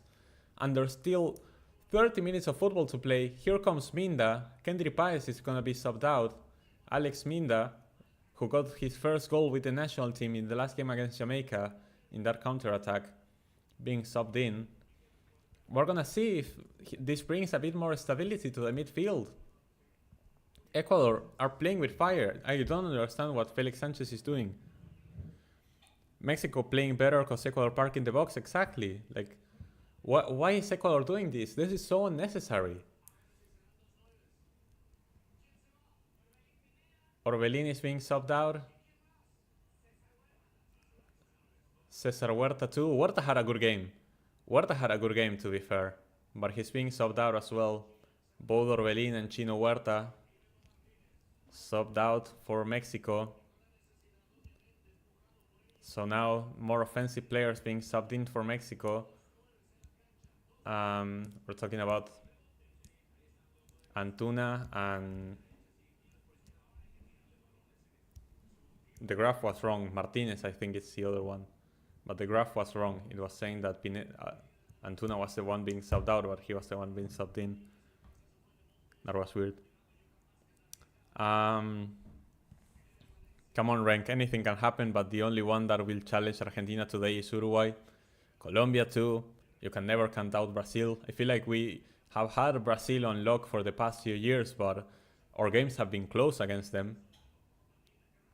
It's not like we've completely dominated. Oh, what a great save from Gonzalez. Okay, finally Ecuador showing some signs of life on this half. Ener Valencia actually testing the goalkeeper on that one. We dominate the head-to-head with Brazil in the last few years, but we haven't dominated in any game. The games have been close. So Brazil is another team that you cannot count out. Like I said, we should be making the final given the path that we were given, but you cannot assume things. Anything can happen. Argentina will be in the final. Okay, guys, you're just... I think Argentina will be in the final. I think so too. But in football, you cannot assume things. That's not how it works. Why are Group C and D games at 9 and not 8? Not sure. Probably to better satisfy the time zones of the countries that are playing, or the time zones of the stadiums they are being played at. Maybe because of the heat. I don't know. Ener Valencia, good cross. Cleared away by Chavez. And here comes Mexico in the counter-attack. No, good recovery. Ecuador inside the box. This is a great opportunity. Gonzalez catches onto the box, onto the ball. Oh, and let's see. Mexico have a counter here. Great ball from Gonzalez. Here comes the cross. Cleared away. The game suddenly becoming end-to-end now that Ecuador are trying to hold some of the possession, but Mexico are not letting up. They're still trying to look for that goal that may qualify them to the quarterfinals. If not, I will buy a bottle of Jack Daniels for the channel. Yep, I'm getting drunk if we don't make the final. Ooh, good chance for... Ooh, good chance for Mexico, but that cross landed to the only Ecuadorian that was in the way, which was William Pacho, clearing it away. Damn, that was so close for Mexico. Should have done better with that cross. With a cross, Quiñones. Uriel Antuna again. Johan Vázquez shot from distance, goes down the middle. And Alexander Dominguez is able to grab onto that one. Antuna with his crosses needs to improve, really, if Mexico want to have any chance. One day we'll see Antuna put in a good cross. I hope. Park the equator, exactly. At least not so much anymore, but it was the case during the first 25 minutes of this half, which is insane. Ecuador doesn't have to do more because Mexico doesn't do more. You forgot Matacama 2021. We got Brazil. Bro, but I know that Ecuador doesn't need more, but what if they concede? It's not like Mexico has been far away from scoring a goal. They had a penalty appeal, they had shots on target, they had close calls with Santi Jimenez. Let's see, now Ecuador has a free kick and the center backs are going up. Caicedo, the one sending the ball in, gets cleared away, but Ecuador hold on to possession. If you concede a goal, that is huge trouble for Ecuador, huge trouble. The momentum of the game completely shifts. Dominguez clears the ball away.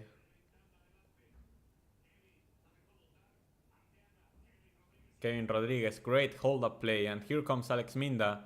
Gets chopped down. The referee sets it's a foul on Minda.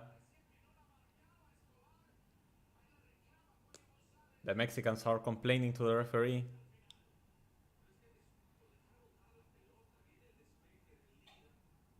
That was a great hold-up play from Kevin Rodriguez and another great run from Alex Minda, coming alive after coming off the bench in this game. And yeah, that feels like a foul from Chavez.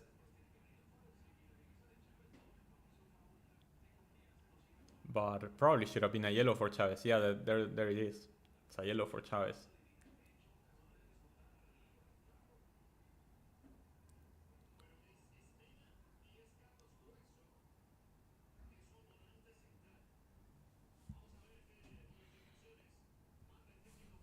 I would like to see a goal from Ecuador now, saying just end the suffering right away.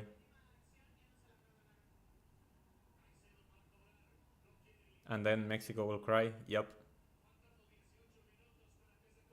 Fútbol picante, coming in a few minutes. Caicedo with the cross. Ooh! Cleared away. And now come Mexico in the counter. That had been a good cross from Caicedo, but no one was able to catch onto it. And here comes Mexico in the counter attack. It was not quick enough, and Ecuador have organized themselves again. And Kevin Rodriguez making a defensive effort on that one. Apparently he's cramped. Angel Mena and Carlos Grueso gonna get subbed in.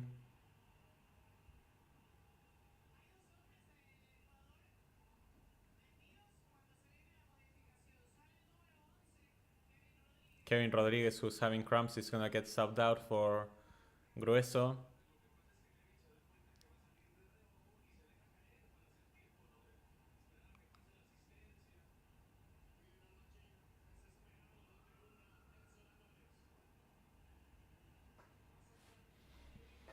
Prediction, will we see a goal today?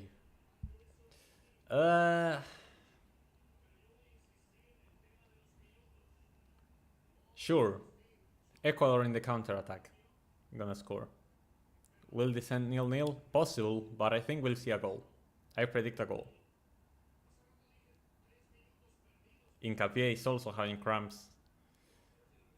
But this is because of all the effort that Ecuador had to do running after the ball instead of holding the ball.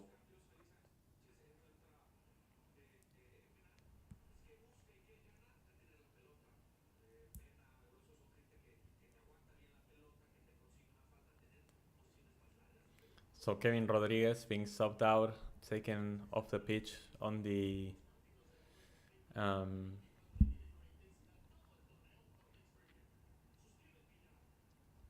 by the paramedics. Both wingers subbed out for Ecuador, Kevin Rodriguez and Jeremy Sarmiento, and two midfielders in Grueso and Angel Mena. I guess that Alex Minda may join Ener Valencia in the attack now, and it's kind of like a 4-4-2 for Ecuador right now. Just trying to hold onto possession by adding more holding midfielders onto the mix, which I think it's the right call. You don't want to defend by adding more defenders. You want to defend by having the ball and holding possession, being away from your own box.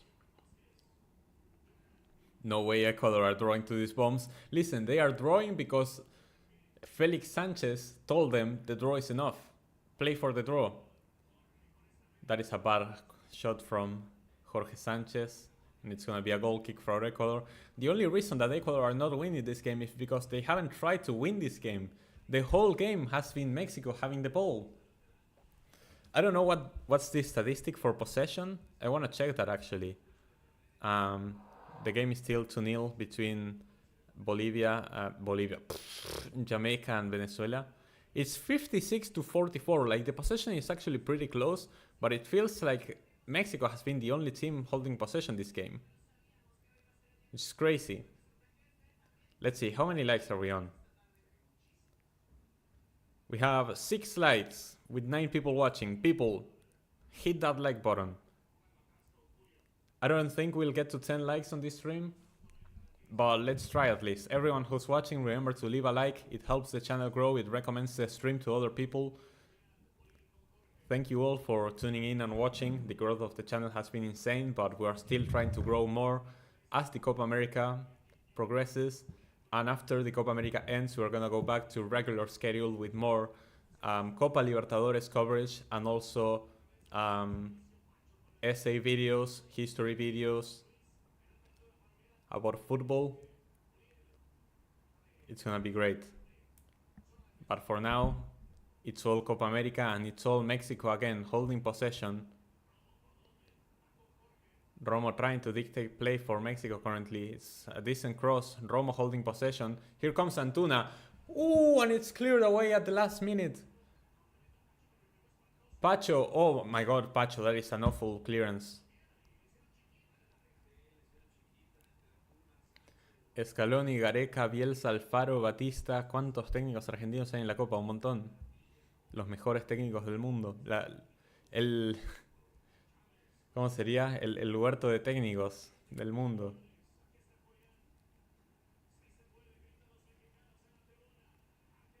Let's see, Arteaga gets dispossessed, no foul. But Ecuador, a lot of trouble holding the ball. Artiaga with another cross, and it's cleared away for a corner. I don't understand what Ecuador is doing. Alan Franco sends the ball out for a corner, and Angelo Preciado lies down on the floor as well. The Mexicans are protesting because this is like the third time that a Ecuadorian player has gone down, appealing an injury. They are saying that the Ecuadorians are time wasting, and they very much are, in my opinion. Let's see, Angelo Preciado seems like he actually has cramps. But suddenly everyone is cramped, like how convenient.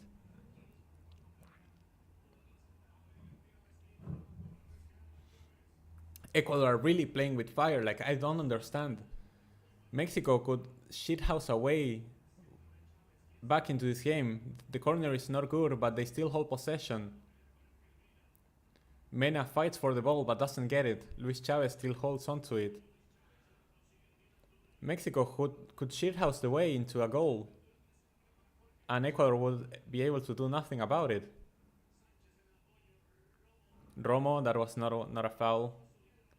Oh, and this is a great chance for Ecuador if they manage it well. It's a 3-on-3. See it. Shot. No, Valencia. Very wide on the shot. He had options on the wing to pass the ball. Oh, that was poor execution on the counter by Valencia. With his experience, you would have expected him to do better. He trusted on his shot, but it was so wide. Ecuador having the chance to kill off any hopes that Mexico may have had in this game. If they had scored on that one, it was a 3-on-3 on the counter, and Valencia messes it up. Ecuador refused to hold on to the ball. Let's see, now they're holding it on the midfield. And they lose it again. They recover it. Are they gonna slow down, pass the ball sideways? Yes, Ecuador, pass the ball sideways. Rest with the ball at your feet. Valencia go home. That was an awful finish to that play.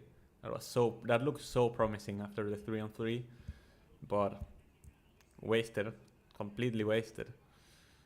Come on, Ecuador, hold the ball, pass it sideways, make it boring, win the game. I mean, draw the game, but get the result you need, you know?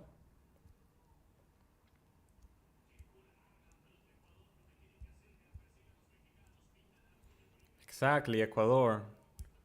Pass the ball sideways, chillax. Don't throw the ball away. Dominguez, don't play it long. Brother. Angel Mena trying to fight for it. He actually wins the ball. Is that a foul? That is a foul. And Vasquez is gonna see a yellow card for that one.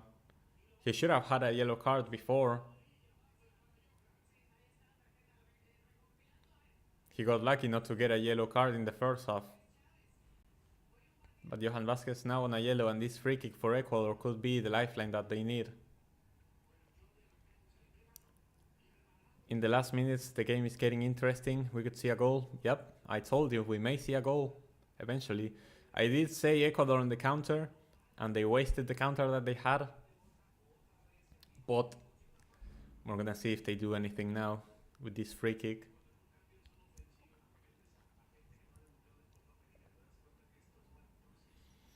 We're gonna see another substitution from Mexico.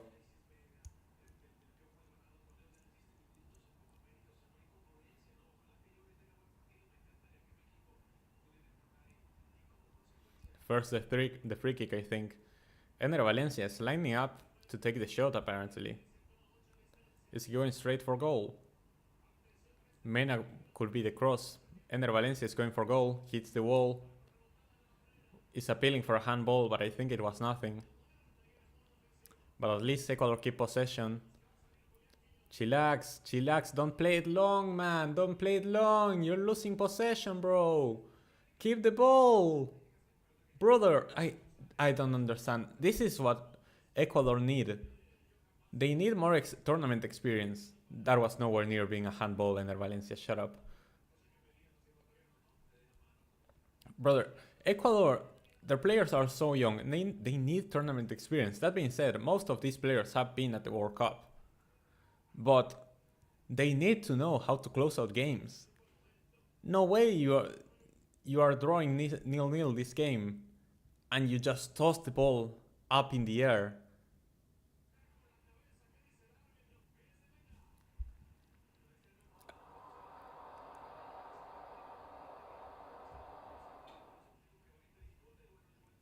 Like, my stream buffered again and updated the time. Let me change it real quick. 3-0 Venezuela. Game, set, match, but we knew that already.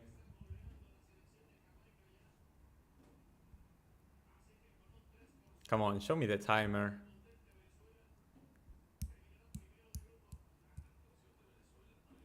Venezuela 3-0. It's insane, man. Insane.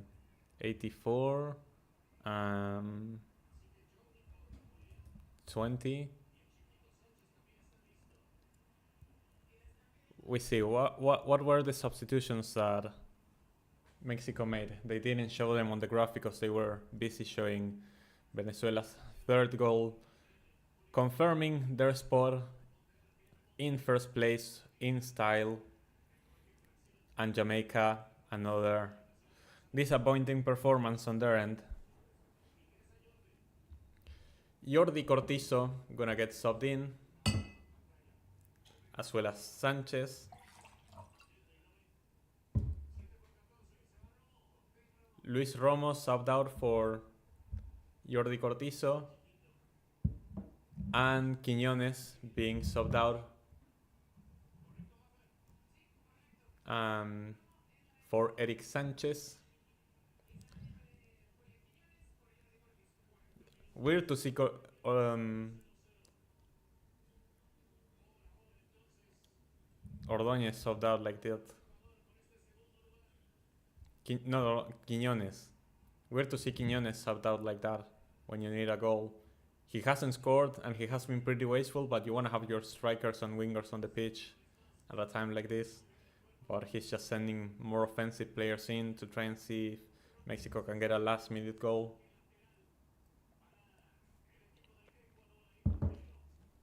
I feel like Mexico came into the game rushing, trying to score, thinking only in the result. They should have been more patient, control the ball, control the game, and make openings to score. Yeah. Especially because Ecuador allowed them to control the game. And Mexico only thought about creating chances to try and score, and not about what the quality of the chance is going to be, to try and build up the play to create the best chance possible. They thought, let's just create a chance and see how it goes.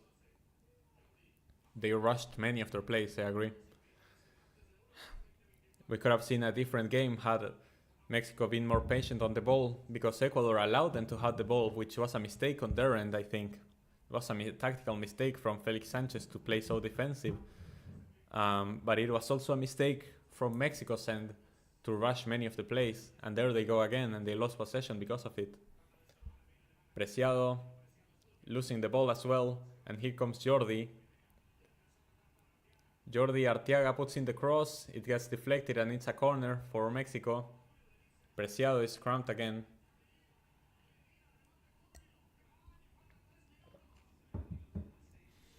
But this is Mexico, one of the best teams in the World Confederation. Yep. The sad part is that they are not the best in the one of the worst confederations, which is sad. They are not even the best in the mediocre league. The cross is not great, gets cleared away. Can Ecuador do something in the counter now? It's a 4 against 2 or 3. There's a great chance for Ecuador here. Let's see how they manage it. Caicedo, no. What was that? No, Ecuador, no. What a flop on the counter-attack again. And here comes Mexico with the reply. With the response, should I say. They are playing this one so slow now. There's a difference between slow and patience. Angelo Preciado clears the ball away. Let's see what Caicedo can do. No, Caicedo is basically playing striker now, because Ener Valencia cannot run. Arteaga is down on the floor. It must be serious because he's definitely not time wasting. That's why the Mexicans are so confused and they compare themselves with the best. They are far, far from being the best. Yep.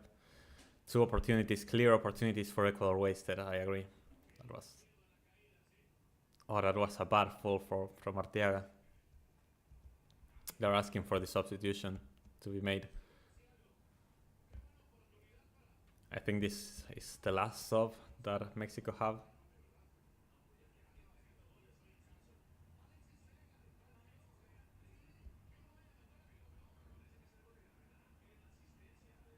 It must be really bad for Arteaga to be down. He's obviously not time wasting.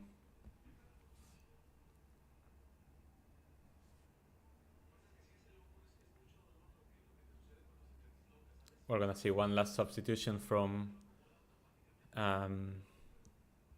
Ecuador again. Alexis Vega seems like the guy who's gonna come in for Mexico. The last ditch opportunity, send more strikers in and try to see if one of them is able to score a goal.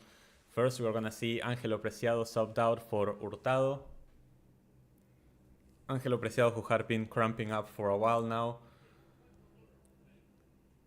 And Hurtado is gonna end up being that defensive player that Ecuador go for. Preciado had a very good game. Usually he's not the best defensively. His main role is to go forward, but now that he was asked to do a defensive role, he managed very well. And Hurtado is going to replace him. And the other substitution is going to be Arteaga subbed out, injured, and Alexis Vega. One more striker sent into the mix. 8 minutes of stoppage time. Oh boy. How is my timer? Like, something was wrong with my timer.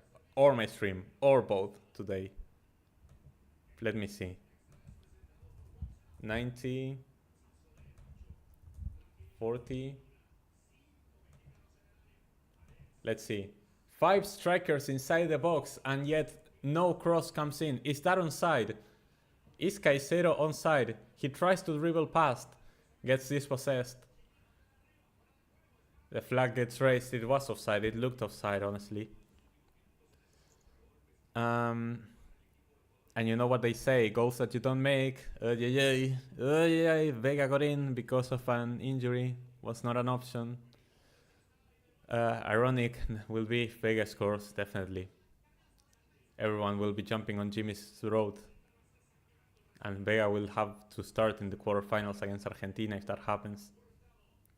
But for now, Ecuador is the team that will play Argentina in the quarterfinals. They are doing the bare minimum here against Mexico, and now they are trying to hold possession. Minda escaping his man, but loses the ball. It goes out for a throw-in, and Mexico are going to have another chance. 6 minutes remaining.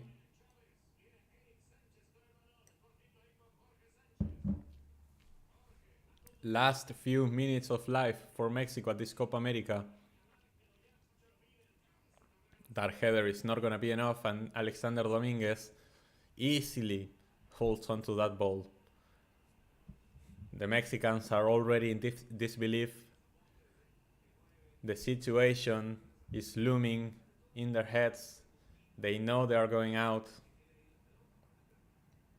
Dominguez plays it long. Sends it out of the pitch. What the heck?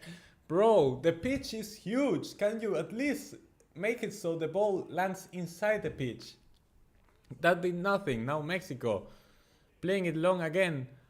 They are asking for a handball. Alexis Vega gonna try. They appeal for a foul.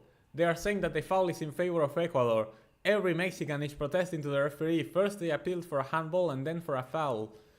And instead the foul was given to Ecuador. Argentina against this Ecuador piece of cake. Listen, I doubt that Felix Sanchez is gonna set up the same way. But there's a bit of a coach gap in between both teams. Let's see. That didn't seem like a handball to me. They're just desperately asking for anything. And yeah, that was definitely a foul in favor of Ecuador. No, that's not a handball.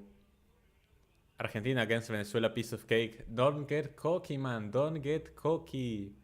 No reason to get cocky.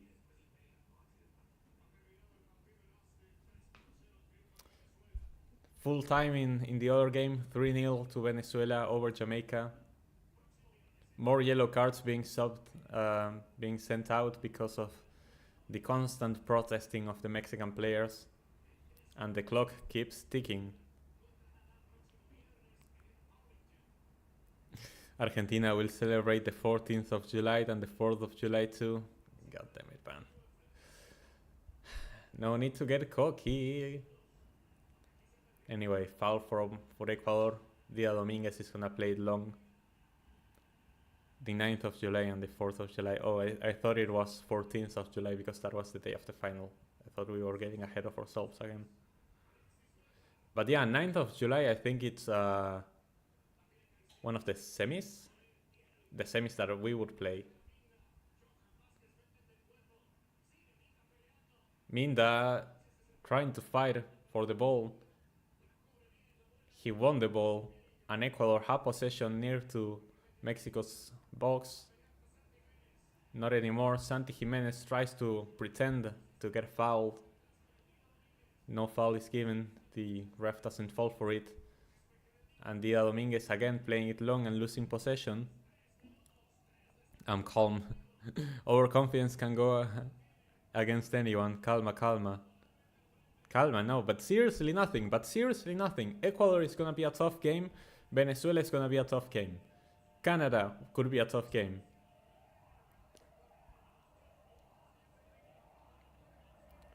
What level Argentina is in? The best in the world. Best team in the world. That doesn't mean the other teams aren't good. That doesn't mean you cannot lose on a bad day or in an amazing day from the opposing team. The Mexicans on their stands are already getting a bit desperate. To me, way above Ecuador and Venezuela. We're above. I don't know if way above. The 9th of July for the semis would be a nice celebration if Argentina reaches the Copa America semifinal on their Independence Day. Yep. Crossing for Mexico.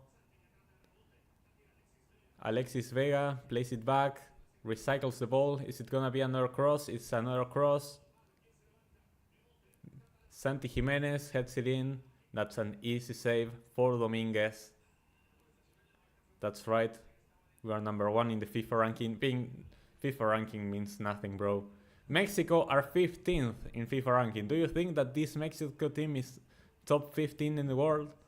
No. They're barely top 30.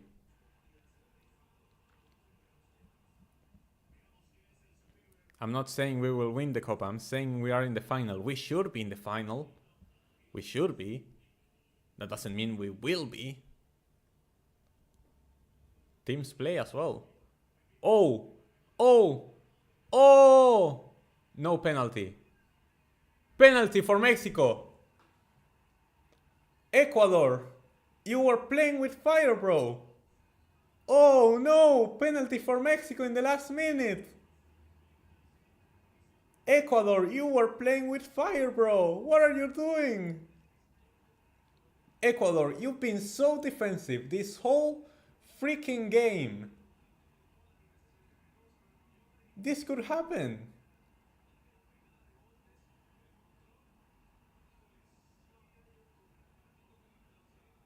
Let's see, Felix Torres. No penalty. That's not a penalty. That's not a penalty. Torres gets the ball again. That's not a penalty. Look at where he touches. Ball. He touches the ball. That's not a penalty. That's a dive. No. That's not a foul. That's not a foul.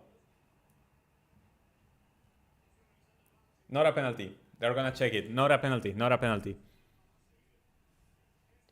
Yes, I want to play Mexico. I don't think that's a penalty.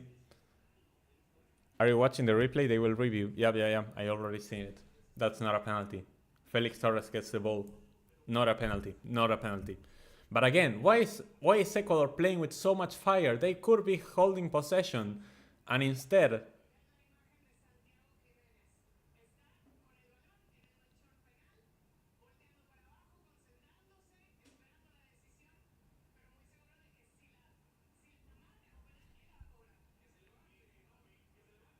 that's not a penalty. That's not a penalty. That's not a penalty. It looks like no penalty. No, no, no. Felix Torres touches the ball. That is not a penalty. Let's see what the ref does.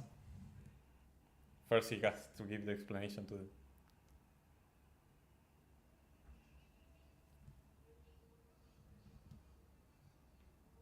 Toca el balón. Touches the ball. No penalty. No hay penal. No hay penal. Don't get excited, Mexicans. No hay penal. Oh, fútbol picante. It's gonna be insane tonight. Brother, they're gonna be molding at VAR with the penalty appeals. But they have a cross now into the box. The keeper attempted at... Gonzalez, Mexico's keeper, attempted a bicycle kick. He thinks he's Bellingham. He's going inside the box again. Another cross. Saved by Dominguez. Oh no! Woo! Dominguez lets it spill, but the shot gets blocked. And here comes Ecuador in the counter. Oh my days, that was so close. Ecuador are playing with so much fire. They are telling the referee to look at his watch. And it's over.